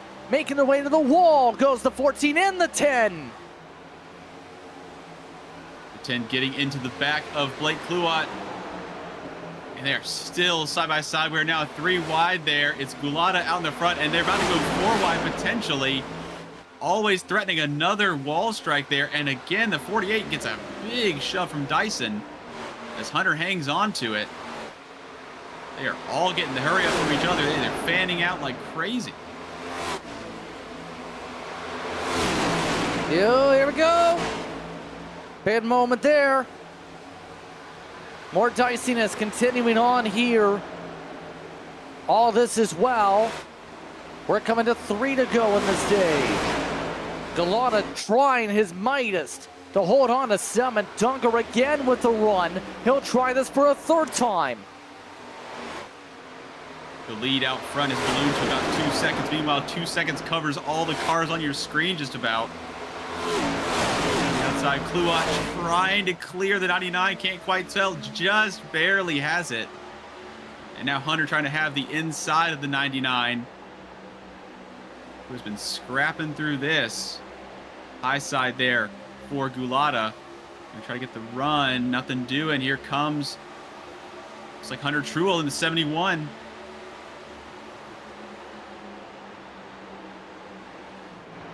Yep, you see how much they're still battling here. Duggar has ran away from this. Hunter's defending. Slide up this time. Now we'll see Hastings able to hold on. Now Galata just trying to get up point at this rate. 1 to go in the stage coming up. One more time around. Galata losing time now to Dyson, as Dyson's now in the 10th spot side by side. Basically, the top 3 of this group would be scoring points. 8th, 9th, and 10th are up for grabs. Gulata and Williams, Truel as well, not in it at the moment. As you see Hunter in 8th position. Hastings trying to have a look. All this to say, Conklin winning stage 2. Takes the green-white checkered. Miller, Wood, Hutchinson the top 4. Paul Hill, along with Kluot, Duggar, Hunter, Hastings, Dyson, do cross in the top 10. Here's a look at that interval of about 8 seconds. Conklin getting the job done. He came into tonight's race 16 stage wins. He's added to that number here tonight as they'll all rush their way to the pace car. 17 stage wins for the 17. An impressive feat. Seriously quick is Conklin. As you mentioned earlier, the only Pro Stripe driver in the field, but has again come under some serious pressure. He's had to adopt some different lines, but has seemed to almost have it all their way so far. And this is going to be quite a tricky feat here, getting the 17 off of the throne for now. So they'll reappeal down pit road with about 100 laps to go this time by. This essentially again becomes a one-stopper from here. One of the quicker races of the season, actually, if it goes green. But let's find out how everyone takes the service. Should see 4 tires from everybody. These drivers ran about 54 laps on their tire stints here. Lucky dog, this caution flag will be Nicholas Isaacs to put us to 25 on the lead lap. Only 3 cars out of the race, by the way, because Nolan Hodgson's still in the race. Thomas Komacheski's 5 laps down with his issue. The only ones out are Brian Jr., Coffey, and Taylor. Race off pit road, hit the gas. It's the 17, 15, 19 in the top 3. Wood in 16 and 26 of Hill come out top 5. Very close off pit road there between Miller and Hutchison. And White, a tricky thing. And you mentioned, JP, earlier on about execution in the pits. How important it is to hit your marks. How important it is, obviously, not to speed. Costs you way more than you could possibly gain, even if it is by accident. These drivers, again, needing everything to go just right in order to have a chance at being up at the front. And so, by the time we get back going, it'll be about a 98-lap run to the finish. Strategy's pretty simple. Go about 50 laps, maybe 60. Come into pits. Done your strategy. It's simple, right? As long as they don't have a caution before the 60 to 65 lap to go mark. Then it gets complicated. As Kluot just came off pit road and got pinned a lap down. He took a minute or so of damage repair. Hodgson did the same. Kolmacheski was normal service. Pearson took a minute of damage repair.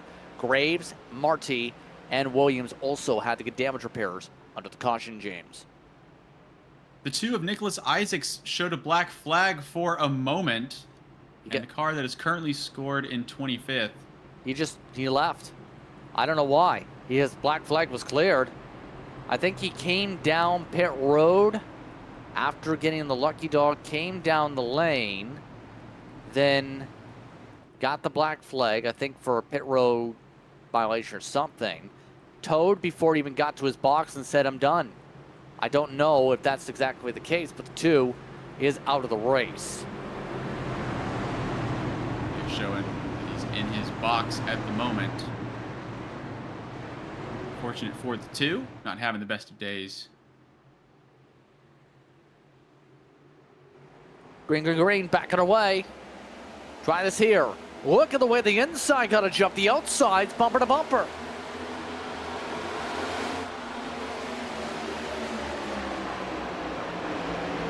Looks like everyone getting steadied out. Robert Miller is amongst those able to get and hold on to the top 3. So now, first fight. Duggar up to the highest he's been on the night. Paul Hill alongside. Dyson there in the mix with Hill and Hastings. And look at the 81. They fire their way across the line for the first time in this final stage here at Chicagoland.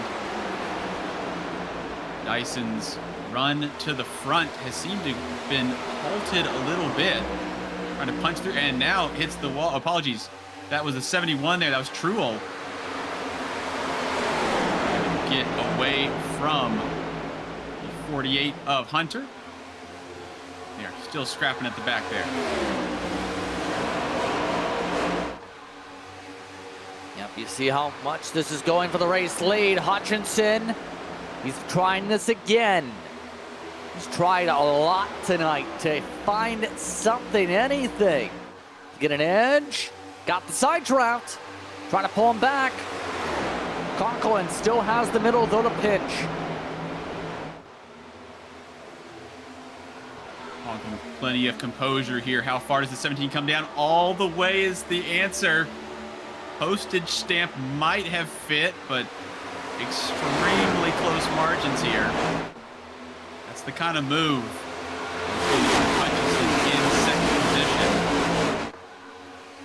Conklin really seems to have the composure in those extremely tight moments. Hutchinson's thinking, what do I got to do? Back even more battling here to pick up Alan Duggar in 7th spot. You can dig. Live up to the name, if you will. Got more amongst those. Trying to shuffle there in line. A couple of the others also. Around the middle of the pack. Corey Moore's been having a bit of a quiet night. Running 13 just in front of him now. Here's Bobby Anderson. Looking to fight the fight machine. He's also been on a roller coaster of a night. He started off this strategy on pit road with an undercut. Since then has stayed around this spot here in the Texas Terry car. Yeah, having a decent night. Again, trying the undercut, not able to get them where they wanted to be. I'm interested to see how Miller is going to react, whether they're going to try to hold back for later in the stage, or at least later in this stint, or if they're going to try to get involved with this Hutchison-Conklin battle. I think the 15 would probably prefer to get involved. It will come down to the results of this Conklin-Hutchison rematch, if you will, as again Hutchison trying to get to the left rear quarter panel and is side by side, JP. Here we go again. 19 trying to go to the door. Conklin still trying to keep the run on the outside. They both squeeze to the apron. Back and forth we go. Still 90 to go next time by. Hutchinson's been able to get next to Conklin. He got in front of him one moment. Too tight. Conklin went a little lower, and that caused the reset. The 15 is on his way. Going to give a humongous shove into the back of Hutchison. And the 15 helping out in a physical way there. And now Conklin has the tiniest bit of breathing room, which, as we've seen, it's all the 17 really needs. And Miller's not going to make it any better as far as the 19 is concerned. And that two-car duel for the lead has morphed into 3, maybe more. Meanwhile, further back, looks like Graves involved with a bit of scrapping. William Owens in there as well.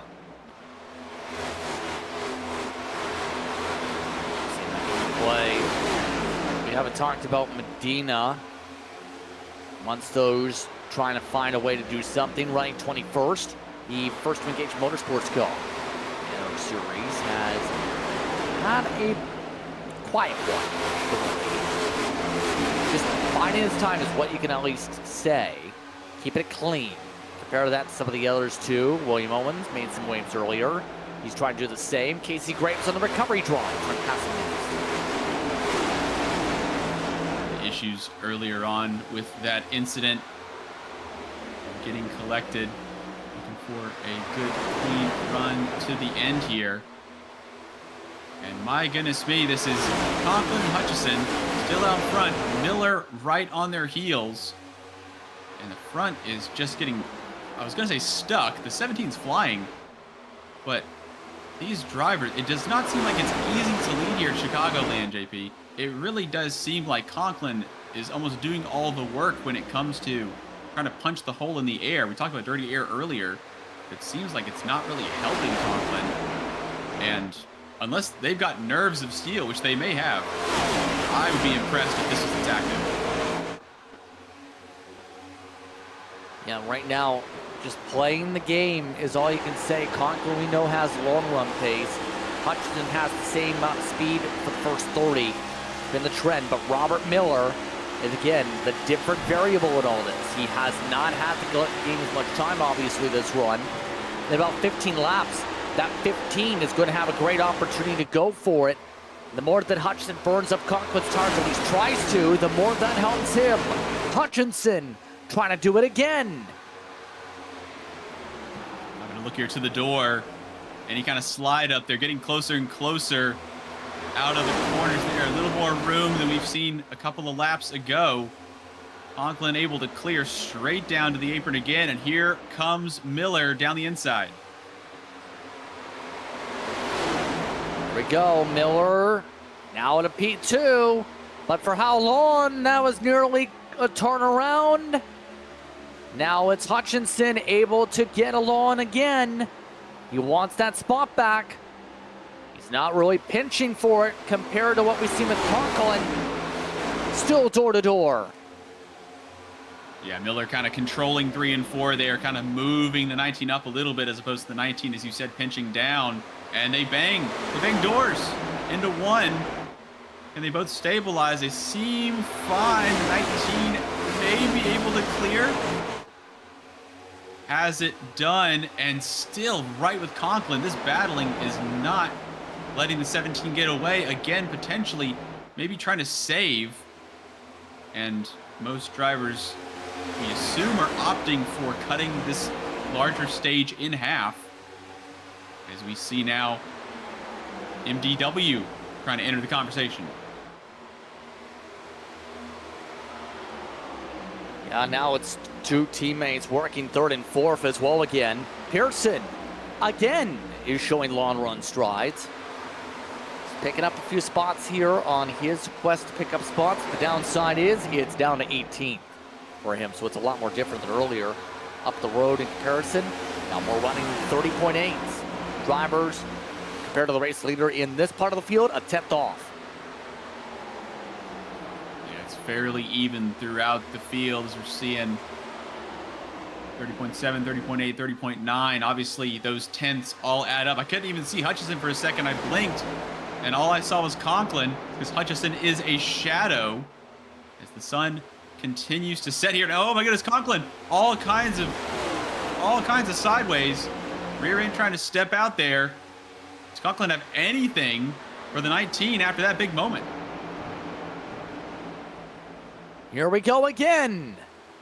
Hutchinson to the door again. Where have we seen that script before? Oh wait, it's just a recycle of the same script. Let's see if there's any rewrites to it. No. Conklin clears again. something eventually is going to give. And again, it feels like this race is going to come down to the pit stop.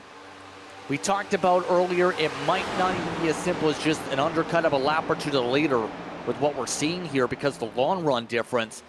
This is the type of battle that kind of showcases why this is a fun track in the first place, I think you can argue.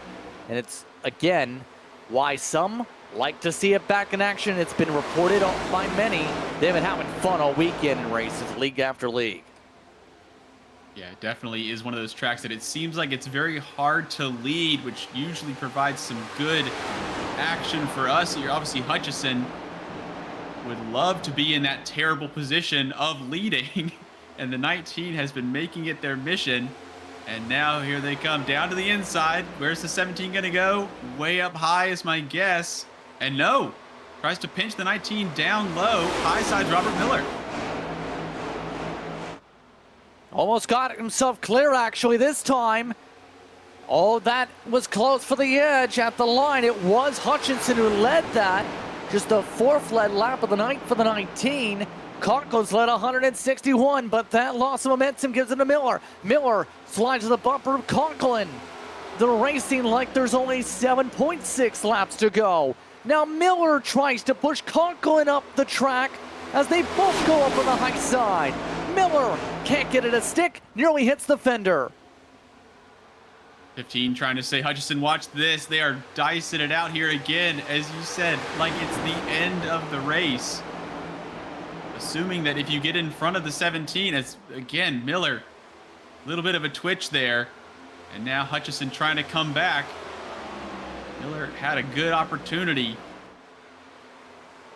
And MDW in the 16 on the high side. Joseph Goulada, look at the 99, right back up at the front of this field. Yeah, look at this again. That pace seems to be coming in. Did he make an adjustment, though, to counter for the long run? That's a huge question. Speed that time by was a 10th quicker than a majority of those in front. And here we've got loose coming off the corner. Miller with the crossover again.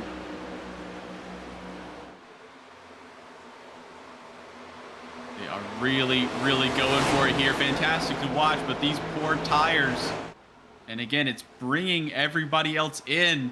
It was 2 for the lead with Conklin and Hutchison. It's still those two at the sharp end, but they have invited a bunch of people over for the 4th of July unintentionally. And this is really starting to change the complexion here.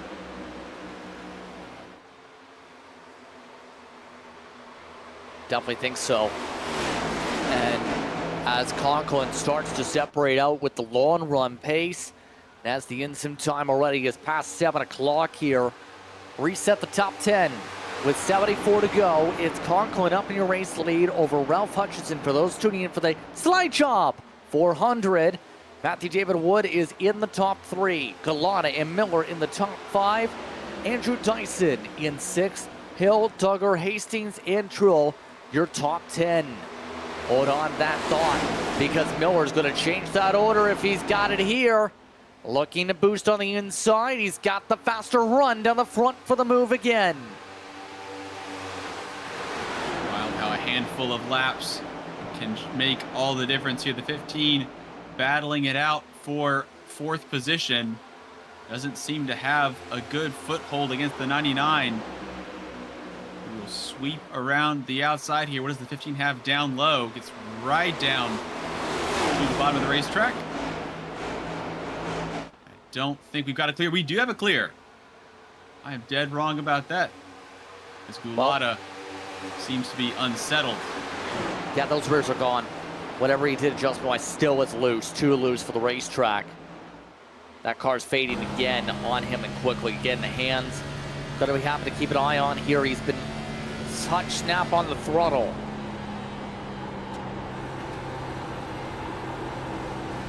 Right there, you see the little corrections that he has to make here to fight the race car. Little micro slides, at least I call it. He's making those micro slides that heat up the tires. It does not build the confidence. It also doesn't help in terms of the smoothness. Smooth is fast, they say. Hutchison. Now this looks very similar, JP, to maybe 15 laps to go here before everybody else came on over. And Hutchison now again trying to pick this lock. The other thing is, if the 19 gets by, obviously they have the lead. Conklin seems to have a bit of extra pace to try and keep Hutchison from getting comfortable in the lead. But the 17 seems to be able to get it right back, even if they quote-unquote lose it. So I'm not sure what kind of plan the 19 has for getting in front and then staying in front for any amount of time. Pit window opens pretty soon.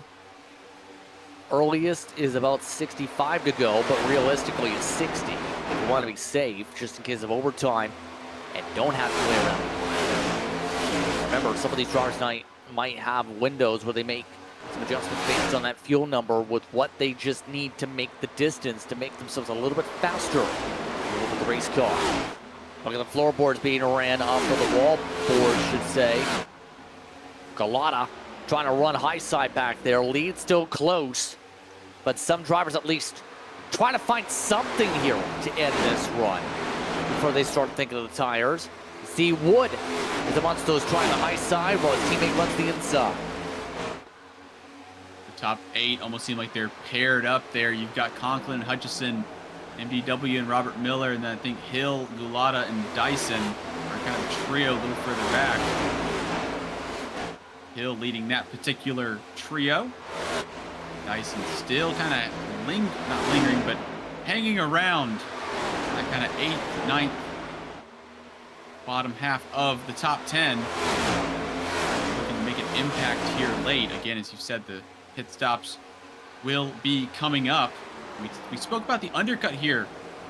Justin, are we thinking that Hutchison can have a meaningful impact on the lead with a potential undercut and snatching the lead away from Conklin on the fresh tires? I don't think that Hutchison would mistreat those tires in a way that would keep them from being involved later on. Do you think that Conklin would be able to rise to that? I think Conklin's got the car that can also make its way, if needed, through a bit of traffic. Now, what I mean by that is Duggar in the Ryko camp's had a hard time making it through the traffic. Hodgson in the Ryko camp was having a hard time before his incident making his way through the traffic. I think if you put Conklin in the back, it's going to be a bit of a challenge the way things are going. But he's been up in the front the whole day in the first place, so as long as he doesn't make any mistakes here, he is definitely in a great spot. And we've seen him be amongst the drivers who drove through the pack when some of the older tire drivers were out there and a couple drivers tried different strats and he didn't come up first off pit road. So he is definitely looking like he has, again, got a Superman cape out. I wouldn't be surprised if double-digit wins is in the conversation by the end of the year. But chasing with the way things are going, because haven't touched upon schedule yet tonight. Next week is a wild card. Not sure how North Wilkesboro's going to go. 450 laps, that's in a wild card. Brickyard, again, I'm expecting him to be towards the front. Iowa towards the front. Not sure, maybe Richmond. New Hampshire usually trends to drivers going the mile and a halves. The next few races, you could see Conklin do it again and again and again. Definitely takes something to just continue winning, or at least continue to eat into championship. And obviously Conklin has been at the sharp end of this one the way that they have been at the sharp end of a handful of other events here. And again, Hutchison seems like the only one at the door, figuratively. Robert Miller had a great opportunity earlier on and took it, but just could not seem to stay back with the top two, or stay up with the top two. MD Wood running in third earlier on after Miller had their spear throw, if you will. 15, again, just settling down. Seems like from on board, we're just following the line of the leaders, just do what they do, it seems, which maybe how the pit stops shake out as well. We are at that 60 lap to go mark, so if you want to try an undercut, you better try it now. And if you're amongst these leaders that want to try it, you better do it so the 17 doesn't respond. Let's find out if anyone tries that. Looks like no one's going to come right at 60. So they will keep extending here. Now, back on the topic of upcoming action, Friday Night Lights in this series made an interesting announcement coming up for Echo Park next week. They're going 110% horsepower with the O'Reilly car next week. That could get interesting, especially with the contact we've seen come into play with some of the front bumpers when leagues tried that at Daytona. Yeah, they're definitely looking for a different type of experience. Obviously, drivers know the machinery well, so adding extra horsepower is going to looks like to change how that car reacts when it comes to front tires. Oh, and Dyson heading straight for our cameraman there, and still able to get the spot. Didn't lose too much speed or body work there. As Galata trying to do battle for 6th position. Dyson gets one more. Still just kind of playing it close to the vest, it seems, for Dyson. Yeah, I think Echo Park is going to be a wild one, 10%. And, of course, will they have 110% grip for the tires there, JP? I do not believe that that's going to be on the cards.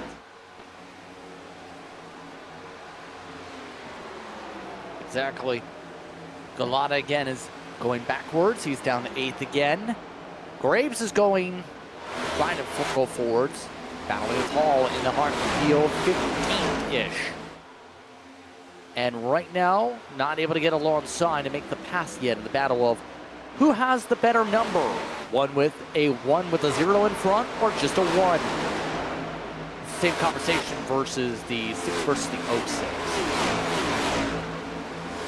Well, you could also add Alan Duggar, currently in 7th with the 1-0. If you want to play that game, obviously numbers don't work quite like that. But if you want to get a little bit pedantic, we can always throw Alan Duggar into that conversation. And up only a couple of spots there, kind of about where they started. As here we go, first to blink. Paul Gallimore with the pair of 1s into the pits. And he goes for service. Nice and smooth on his run. On the bright side, at least we don't have the number X in the field.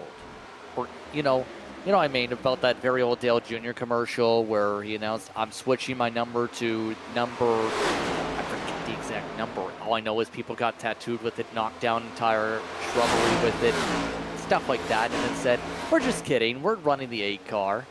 And then there's absolute panic in response.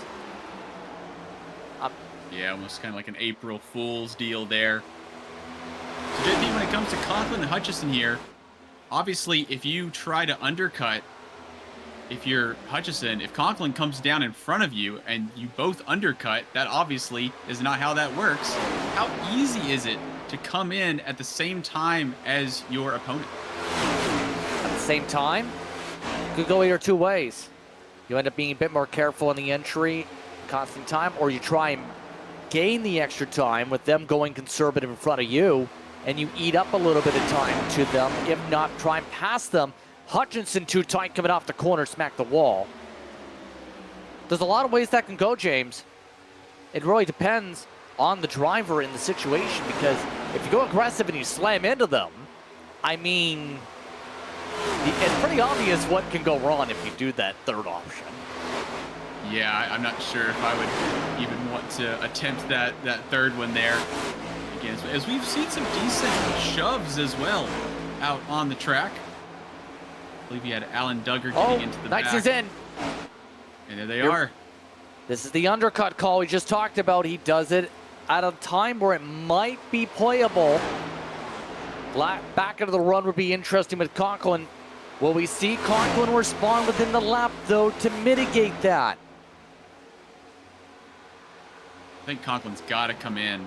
I think what's been going on for the 17 is working just fine. They're not low, though. Nope, he's staying out. There they go. Staying out. Gonna keep.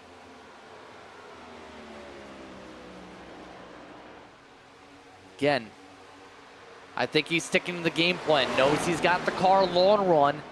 The more he spreads it out, yeah, you're losing interval on the track once he gets rolling of only about a second. The backside is going to have that much better of a run, though, where Hutchinson's not going to be able to defend it. Now he's coming. Now he's got a couple laps of difference. A little bit more to play with. Right to the outside of pit road there, trying to carry as much speed toward the line. Again, trying to be nice and smooth, no issues with execution.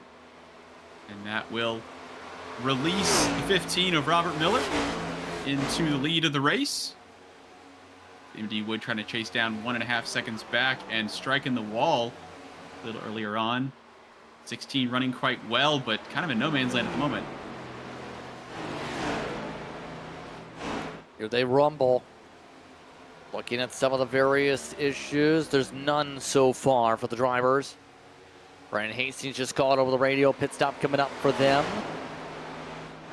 Conklin did have a slower stop hearing. Apparently it was a 15 flat. And reason, I'm not sure. He was in the box in full. Didn't get as best of a run as he needed to. He's still going to come out 10 car lengths behind the 19 as Hill is in. Hutchison 4/10 faster on that stop. They were not separated by much, as we've seen all day long. Now on to the racetrack. So there is the 19. Behind 71, Hunter Truex, currently leading the race at the moment as we continue to cycle through pit stops. John Sanders says pitting this time. A couple others also joining on in the fun. So majority of the field is keeping it simple at 50 to go. Bobby Anderson, one of the ones currently extending the run. Corey Moore right behind him. Talked about his bit of a quiet run already. Conklin trying to lap himself here. He's got to gain 15 car lengths to get up to the 19 here, as they will see the Conklin machine pass by the 5 and the 42. Robert Miller next up to try and get a lap back.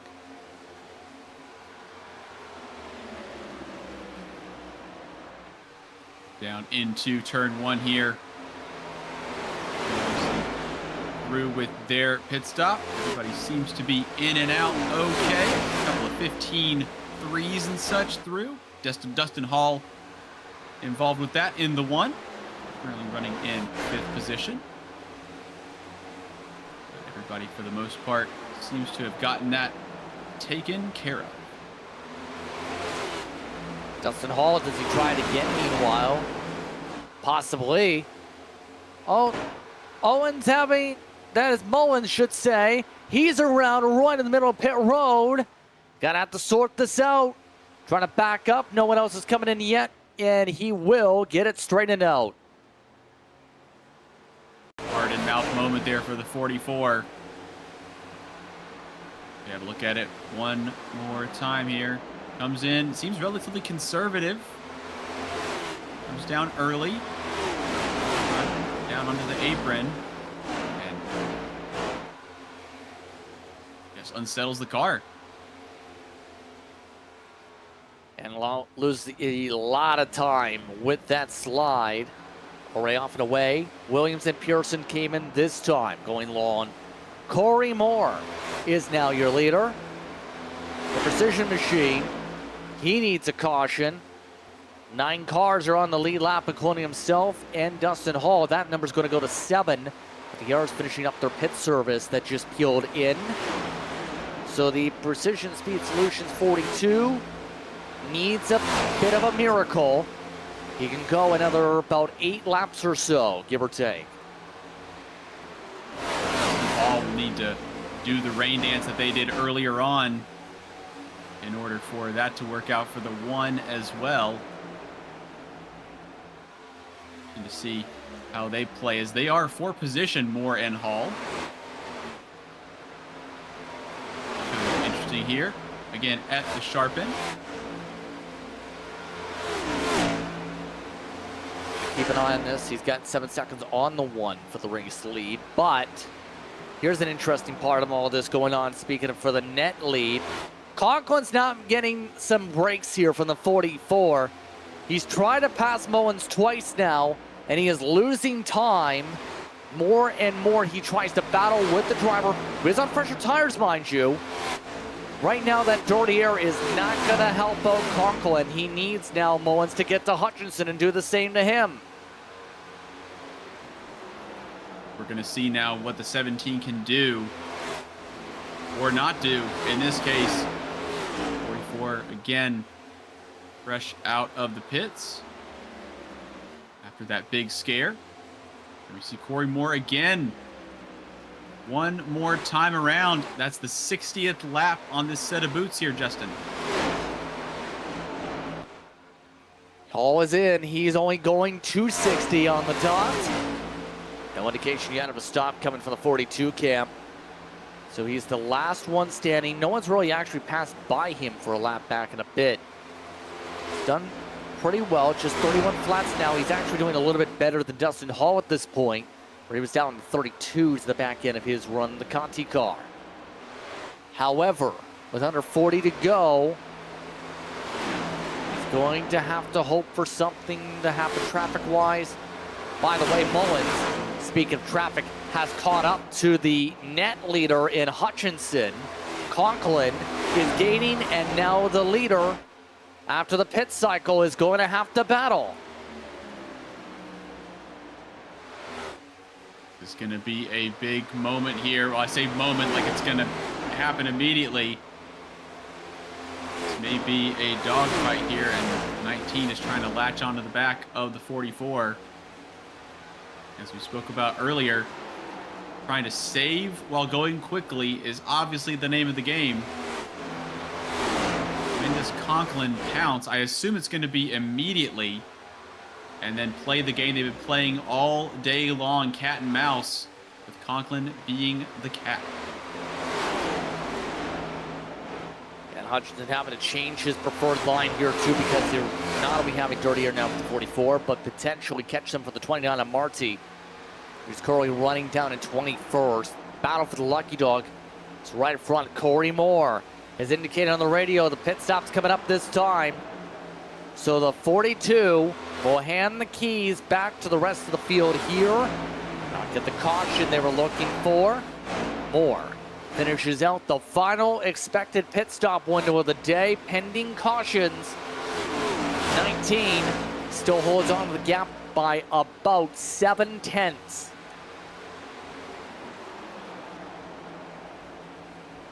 It's going to be interesting here. Again, I expect, by eyeballing here, Conklin to just try to come through and immediately have something to say here. And it looks like they are on the way. Again, traffic up in front. Now it's become two cars who are almost side by side. That was about to start kicking off right in front with Mullins. This is really not going to help the situation for either driver. Well, not for either driver. Conklin's going to love this here, getting a free chance at a couple tenths toward Hutchinson. Trying to find a way to hold on here. We touched upon how Conklin back end's going to have the opportunity for speed. Hutchinson trying to prove that point wrong. Needs to hold on for 34 more times. Well, that was nearly a kiss to the wall, though. Avoided it. Conklin now is within 4/10. Now Hutchinson trying to get the car to turn, getting still face full of dirty air off every corner exit. Lappers in the lucky dog battle is not helping at all. Conklin within 3/10. He's on the way. This is about as close as Hutchinson's been to the back of these two. And again, there's no room to get through, but there's also no clean air. Obviously, the driver's not running in line. And the 19 just looking for something, anything to happen up front, because it's all happening right behind.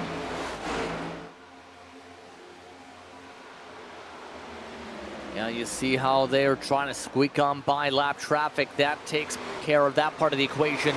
Hutchinson going to get a chance in a moment or two to finally get some clean air, try and find a defense. Conklin building up the momentum, coming to 32 laps to go. They've got a cushion of 1.3 seconds, or rather at least 1 second between Conklin and Miller, who is even faster than the both of them because he's on even fresher tires. I'm wondering if that's going to be playing in the back of Conklin's mind again. I think it's just as simple as catch up to the 19, pass the 19, and withstand any kind of pressure. 15, a little bit of wall scraping there, trying to keep it on the road. Obviously hustling as hard as possible. 32 to go there, and Conklin still the high side, trying to get the overspeed and get to the back of the 19. Here he comes, JP. He's on his way. Nearly there. Now as they set up on the bumper-to-bumper, contact to the wall. Now they try to move to the bottom of the racetrack. Lap traffic of Mullins is fading back now. That's not going to help out Hutchinson enough. Now Mullins hits the wall. Conklin tries to go right bumper to bumper. 30 to go from Chicagoland. Yeah, Hutchinson trying to give as much minimum speed into 3 and 4 as possible. Gave the 17 about 90% of a Cup car's width. Nothing doing down the inside, but now there's a little bit more space. And what does the 19 leave them? A decent amount. They try to stay high, and there's still cars right in the way. And who's going to benefit from this here? Hutchinson trying to come back, but Conklin may have 1 foot in the door here. Here we go again. Hutchinson tried this for so long earlier today. It took for much of the day, side by side, upwards of 15-20 laps. Here's the slider. Conklin gets loose, air off the spoiler, keeps it stuck. Conklin race lead. Fine margins. We've been seeing this fair but serious racing. These drivers right on the edge. Now is the 19 able to go high and build up a run? Doesn't look like it, and the 17 has some decent air out in front as well. Conklin able to get it down, and here comes Robert Miller. We've been watching this to top 2 here. The 15 has made it 3. Miller now trying to join the party. Say, hey, my invitation's still valid. Let's use it. He's got the run on the inside for a second. Had to lift a little bit to avoid contact. We'll try and get a little bit close to that rear bumper, though, in the rear fender. Robert Miller has been strong on a long run all race. Now pushing up tight. Squeezes Hutchinson out of touch. Now it's the 15 to P2. 26 laps to now try past Conklin. Interested to see here. Everybody's interested to see here what Miller can try to do towards the back of Conklin. Conklin a little bit into the wall there. Drivers are really going for it here. There's 4.5 seconds to, or apologies, 4 seconds to third as we have Robert Miller high side and into the wall. Robert Miller, he was in a position to maybe gain, got loose through 3 and 4, and now he is back. Look at this again. This could have been disaster for the battle for second, and Miller has to do it again.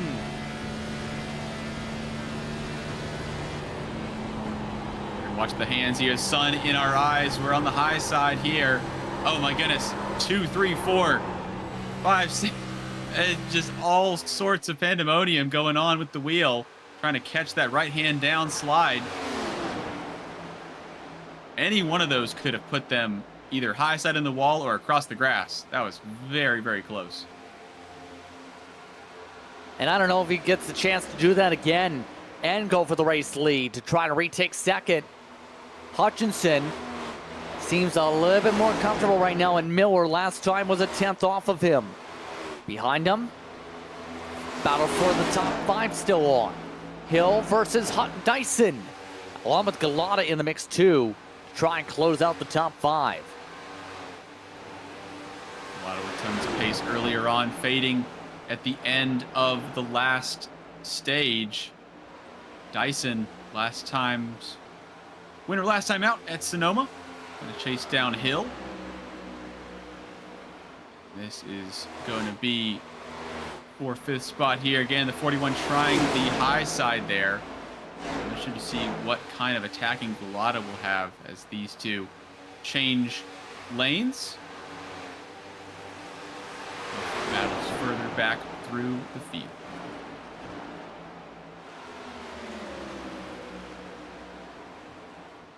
Still, though, as this goal turns about 21 laps to try and see where things stand. Some of the storylines late in this one. Brandon Hastings still up a +9, is inside the top 10 as we go. By the way, he's in a close battle for the 11th spot. Close battle still going on for the top 10. Robert Miller is still your biggest mover as well in this race. Can't take that away from him, at least, unless Paul Hill makes more passes. Paul Hill trying to keep the 41 at bay there, so Hill trying to keep the mirrors clear as much as possible here. He's picking up Bobby Anderson in the middle of a tussle between Hunter and Hastings. Hunter going down low, Hastings on the high side. See again the sun setting here at Chicagoland. Sun setting on this race as well. This is coming down to the wire, and the drivers that need to make moves are running out of time. And running out of opportunities. You see some of the side-by-side here. We mentioned the Hastings battle. He's holding back some pressure. Second is side-by-side. More importantly, though, you see on screen, Miller's trying it again. They're still within 7/10 of Conklin. If Miller wants a shot, needs to get this done this time or the next time, realistically, to give himself some insurance time. Still can't make the pass yet. I believe that's the 44 of Cliff Mullins right up in front. And there's a slide job there, 15. Sliding right up at the exit of 4. Hutchison going down to the apron. And the 15 is through again. And we've seen it, I think it's the second time now that we've seen where the 15 is able to get by Hutchison. Has a look at the lead. And issues with the car. Trying to keep it under control. Hutchison now trying to load up, coil up for a decent exit off of 4. And the 44 still trying not to get too involved with this here. Good, decent run there from the 44. Now kind of getting in the mix. Yeah, that's not going to be helpful as Mullins drops behind them. Next lap car, Murray moved up the racetrack for the race leader of Conklin. And now with 16 to go. Before the slide, we've seen in 4, felt like Miller might have had a shot. Now with the slide there, kind of equalizing things a touch. It's going to get a little bit more tricky. That time by, Robert Miller on the pace was actually slower than Conklin by about 11 1/1000ths of a second. What does Robert Miller do to try and chip this away? He's going to need some help. What's not going to help is there's a car in between him and the race leader at the moment. Obviously, they will try to get on through, but this is still playing into Conklin's hands at the moment. We've also seen Conklin try to pull out a little bit of extra pace when necessary, when that threshold gets breached. 17 able to at least match. As you can see there again, like Robert Miller trying to pick a lock. 1100s, 32 to the good last time around. And this really, really is going to be coming down to the wire. Miller hunts our race leader. Tries to stalk his prey, if you will, with 14 laps to go in the race. Half a tenth the lap is what he needs. He got it last time. Can he do that consistently without burning up his stuff is the huge question. We know at this point of the run, on equal tires, Miller closed up for about 10 or 15 laps, then equalized out again. He is trying the high side, trying to see if that will work here on the charge up. He lost the 10th through 3 and 4. That leads to red. Cannot afford to have 2 in 1 lap when it comes to the half a tenth a lap. And again, Conklin, we've also seen, has been able to withstand the pressure, even with the driver right behind. I believe the majority of the race, driver right up the bumper of the 17. And I think that Conklin really looking strong through 4. And there's, again, 14 thousandths for Robert Miller, but they're just trading blows at this point. It's just King Kong and Godzilla. Nobody's getting knocked out here. That kind of is a decent metaphor there, but Conklin, with 11 to go, looking to get back in the winning form, trying to have 3 wins in the past 4 starts. That includes the races at Pocono and San Diego. In that previous winning stretch, races picked up for W's include Nashville, Watkins Glen. He's won at Bristol. He won at Darlington, won a stretch of races with tracks like Phoenix. It's been an interesting dynamic of different tracks. It's been a variety of them for him. Corey Moore, by the way, you see how he's doing. His strategy, freshest tires, 16th. Trying to have a look here at Stephen Williams. Successful this time around. We're trying to all the way back up to where they started. And 1 to the good. Trying to make it 2 here in the dying stages.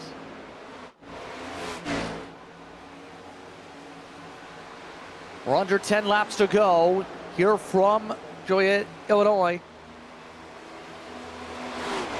Anderson amongst those trying to get a top 10 here over Tyler Hunter. That 48 machine, pretty stout today. One of the better runs for him on the season. We touched upon the stat line for him coming in. He's in a spot where if he can defend for a few more laps, he can get a second top 10 of the season. Close here with Hunter. He took that gamble earlier on with the 2 tires, had the incident as well. Under pressure from the 5 in a big way. No help from Hunter Truel up at the front as well. Actually now, going down low in defense potentially. Love to put a car between them as again into the wall. A little bit of evasive action taken. The 71 losing some ground. The 48 may get what they're wanting and move up into 9th position. That gets him the insurance he needs for the spot. Bobby Anderson at 10th. Meanwhile, Paul Hill, decent pace at this part of the run.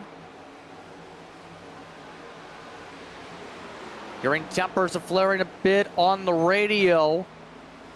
Believe Brandon Hastings did not like Blake Coulon pushing him down the front straightaway and made it clear on the radio, you know what you're trying to do, get away from me, is what he said. I don't think he means trying to wreck him. I think he meant trying to push him down the straight. Yeah, even if there is no menace in it, we've seen how difficult it is to do any kind of bump drafting or shoving when it comes to trying to get a driver to hurry up.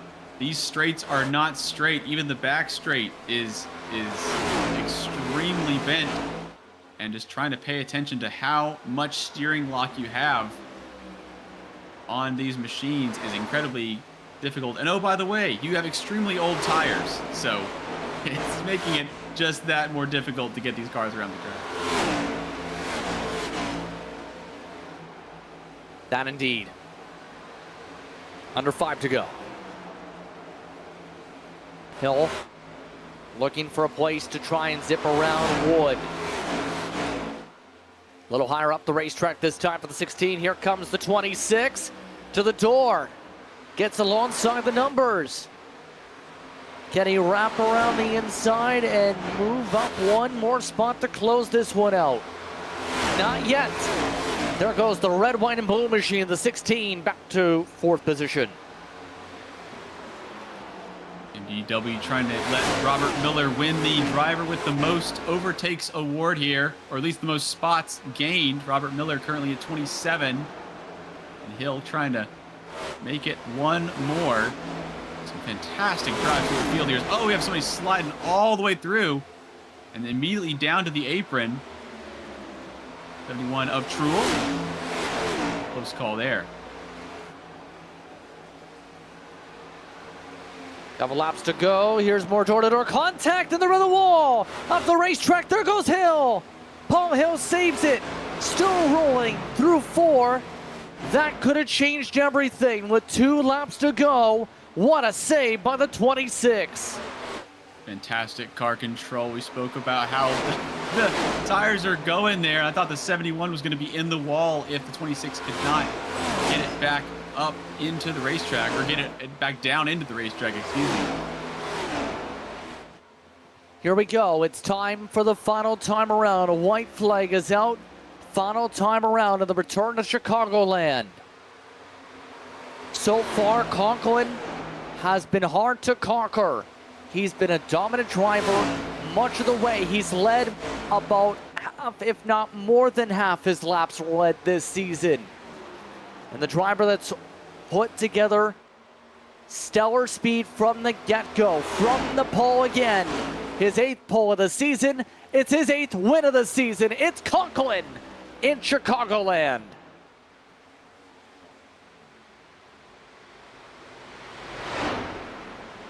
Absolutely stunning performance here tonight.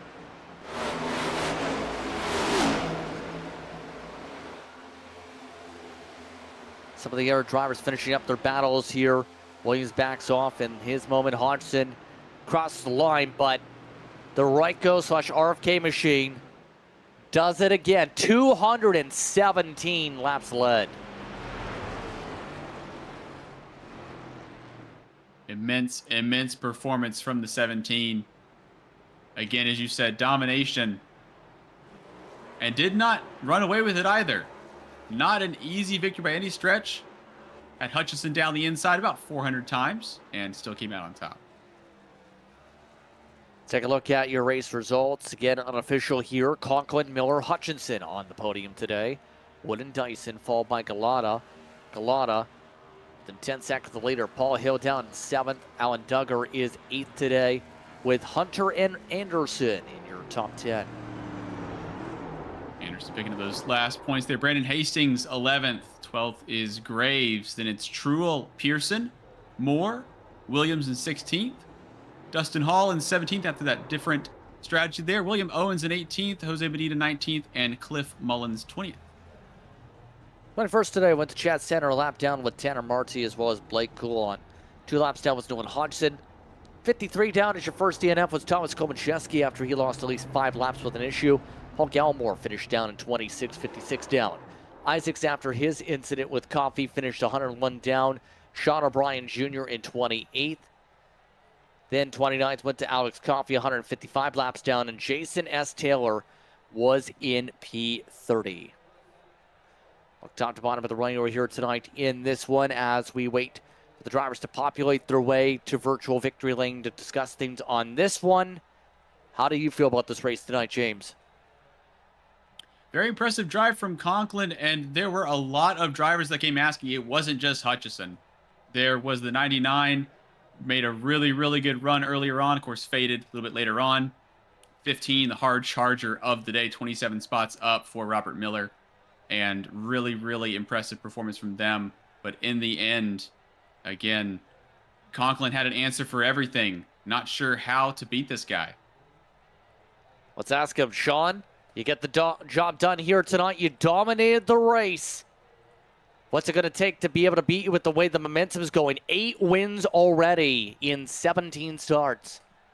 I don't know. I think that's a question for some of the other drivers. But Yeah, I don't know. I'm really happy to get this win, and especially here at Chicagoland, I tend to really struggle a lot, and I did struggle a lot this week in the officials. It's not one of my best tracks, but spent some time trying to figure it out, and we're able to lead most laps here tonight and get it done. Absolutely here. And was the track feeling any different with some of the updates graphically to this racetrack? Was it the same type of circuit that you were able to rely upon some previous data to? What would you say about the feel of this track tonight, Chicagoland? Yeah, surprisingly, there's some bumps that have been removed over in 1 and 2. The bumps in 3 and 4 are the same as always, but no, there was some bumps in 1 and 2 that were removed, so I was interested to see that. That made it quite interesting. But yeah, the track evolved pretty good tonight. It was different in all 3 stages. I felt like Kyle Larson in the first 2 stages. The top was really good, so I was taking advantage of that. I feel like we were one of the only cars to be able to run it that good, so we had an advantage going into pit stops for the stages. But there at the end, the top just didn't seem to have the same pace. I think it got too cold, too much rubber up there, and it just slowed it down a lot. So. Had to bring it down to the lower lanes and try to search around, so didn't have the same pace in the last stage. We were still able to hold them off. That in mind here, back to Super Speedway racing next week. How do you feel about Echo Park for the second time this year? I'm excited for it. I like Atlanta. I didn't really like Atlanta before this year, but I think some of the changes with the car that they've made with the drafting, all that, have made it a lot more fun. We did good there in the spring, got second, did pretty good there in the Coke Series race too. So I think we'll be pretty good there, and ultimately it's a wild card race, so we'll just go there and have fun. And if anything happens, we got a buffer to lean on. Any shout out you'd like to give here tonight? Yeah, I'd like to shout out Regular Performance and all those guys.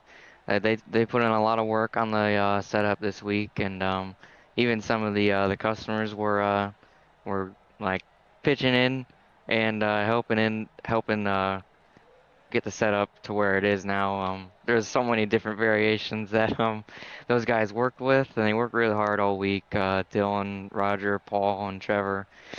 All those guys were doing a whole bunch of A-Opens trying to get the setup to where it is now, and it's definitely a lot better.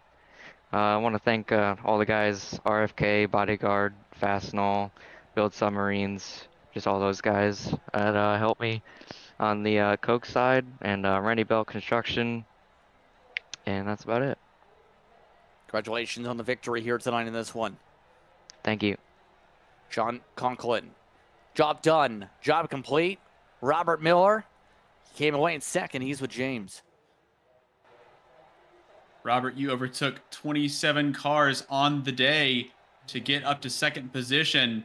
Couldn't quite get the last one, but a really impressive performance. How was it out there from your perspective?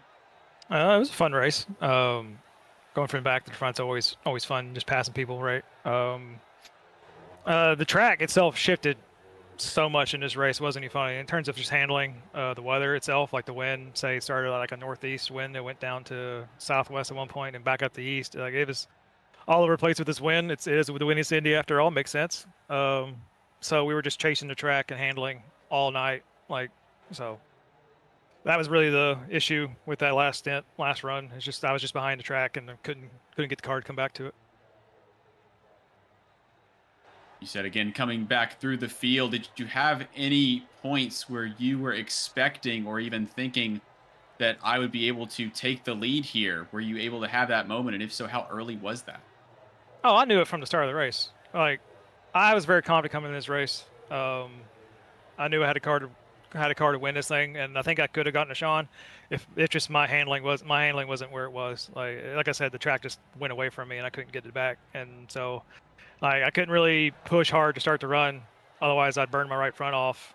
So I just had to just relax and wait, let Ralph and Galata and Sean just burn their stuff up as best they can because they were racing as hard as they could, and I'm just sitting there waiting half a second back. You're definitely providing us some serious action right there at the end as well. We have Atlanta coming up, Echo Park. How are you feeling about that one? Won't be there. It's my birthday that day, actually. In fact, I'm turning 35, so I'm taking a little trip with the family and seeing some friends and family and enjoying that birthday. Excellent. So 4th of July, birthday coming up. You've got a busy schedule there. So anybody you'd like to shout out? Yeah, Outlaw Speed Company. I build the next gen setups for that every week. So that's what I run in my car, and then Altis Esports, of course. Great group of guys that help each other out a lot. And yeah, thanks for this league. Thanks for Bobby still running this league. It's great fun. Thanks. Thank you for joining us in the booth. It's Robert Miller coming away second tonight. Ralph Hutchinson rounding out the top three discussions here, Ralph. Looked like for a bit you might have an opportunity to win this one, but talk us through how are you feeling into that final run. You tried that undercut strategy we were discussing as a possibility to see if you can in front of Conklin. What's going in your mind as that gap got railed in, and you had a lot of dirty air in front of you with traffic? Yeah, I have a ton of conflicting feelings, obviously, a lot good, a lot bad. The reality of that last run there, I was in trouble anyway. The way the wind had shifted, it really took a moneymaker away from me in turn 3. The way I was able to enter and roll down and make that work. So, like, I could be the guy that complains about the traffic, but I was in trouble. They were coming anyway. So, fantastic, well executed day. Those are the days I really need to be having. So that's a positive. 50 much needed points. Moved on in the tournament. You know, trying to itemize the positives there, but damn, I wanted to win, you guys, and we'll just keep pushing, keep working at it. I appreciate Ryko Performance giving good enough cars to start with there that I can go have that kind of battle with a house car, right? So it's, you know, a lot to be positive about. And Brandon Pierce up on the pit box making awesome adjustments all night, calling good strat. And sorry for the long-winded kind of run-on sentence here, but there's a lot of mixed emotions, you guys. Definitely an interesting night. Again, you can argue for this one, but we heard the thoughts from Conklin on the racetrack. You mentioned the bumps were actually removed apparently in 1 and 2 with the graphical update here at this facility. What did you have to do to adjust to your racing style with this track compared to the previous version, if you will, that was from around 2018-ish? Yeah, the old version of this track was one of my best, on this sim back in the Gen 6 days. It was remarkably different the way the surface worked. I was quite surprised, I guess, when we got here this week. 1 and 2 feels much smoother than maybe it should be. Almost like a Kansas, if that makes sense. Really chews up the tires, though, too, and it's got that odd radius that it's always had, and the grip properties opened up lines we could never run years ago. Some of the lines I was doing in Diamonding, that didn't exist years ago. And then 3 and 4 got much worse. It's almost like there's a double bump up there from the mid to the top by the wheel and light. So that's what kept us down on the bottom so much in 3 and 4 is you just could not carry throttle middle up in 3 and 4 because it's like they took the bump from 1 and stuck it in 4. Honestly, you guys. So on that note, how do you feel about super speedway racing next week? I don't know. It's the old adage, the crapshoot, right? It's never been my favorite thing to do. I've had some really good days at Atlanta, I will say, and that place does owe me some. I've also had some very miserable days. I really hope we did a test this week for higher horsepower. I don't think a decision has been made for us to do 10% more horsepower next week, but we'll see what the admins decide. I think you could see a very high energy pack, a lot of big runs, probably a lot of carnage, and I guess may the best man survive, right? Anyone want to give a shout out to here tonight? I think I already got him. I appreciate Fast Cars and Brandon Pierce for helping me out. I've got some of the best teammates on this game as well, working in the background, trying stuff on the cars. We're working together on our pit road adjustments, right? Maybe somebody tries something and it works and we all get better from it. And I've just got a lot of awesome people in my corner. That's what's fun about this. So, and thank you guys for putting on a good show here on the 4th of July for us. I know it was a bit of a burden to do this on the 4th, myself included, but thank you guys. Congratulations on the podium. Thanks. Ralph Hutchinson rounds out the top three. I'd like to take the time to thank the entire top three speakers from post-race coverage here on Maconi Entertainment.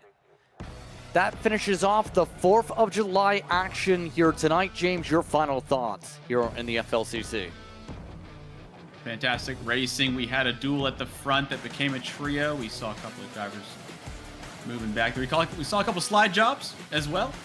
And it was very, very interesting to say the least, and very, very tough there for Hutchinson. Fantastic driving for the 17. So on that note, it's time to say goodbye for tonight's coverage here of the Full Length Cup Challenge and the Slide Job 400. I'd like to thank everyone for tuning in for tonight's coverage. For producer tonight in Morgan Cook, for our co-announcer in James Noonan, I'm Justin Prince saying so long to the rest of your evening. You've been watching tonight's coverage here on Maconi Entertainment. We'll see you next time when we go racing from Hampton, Georgia.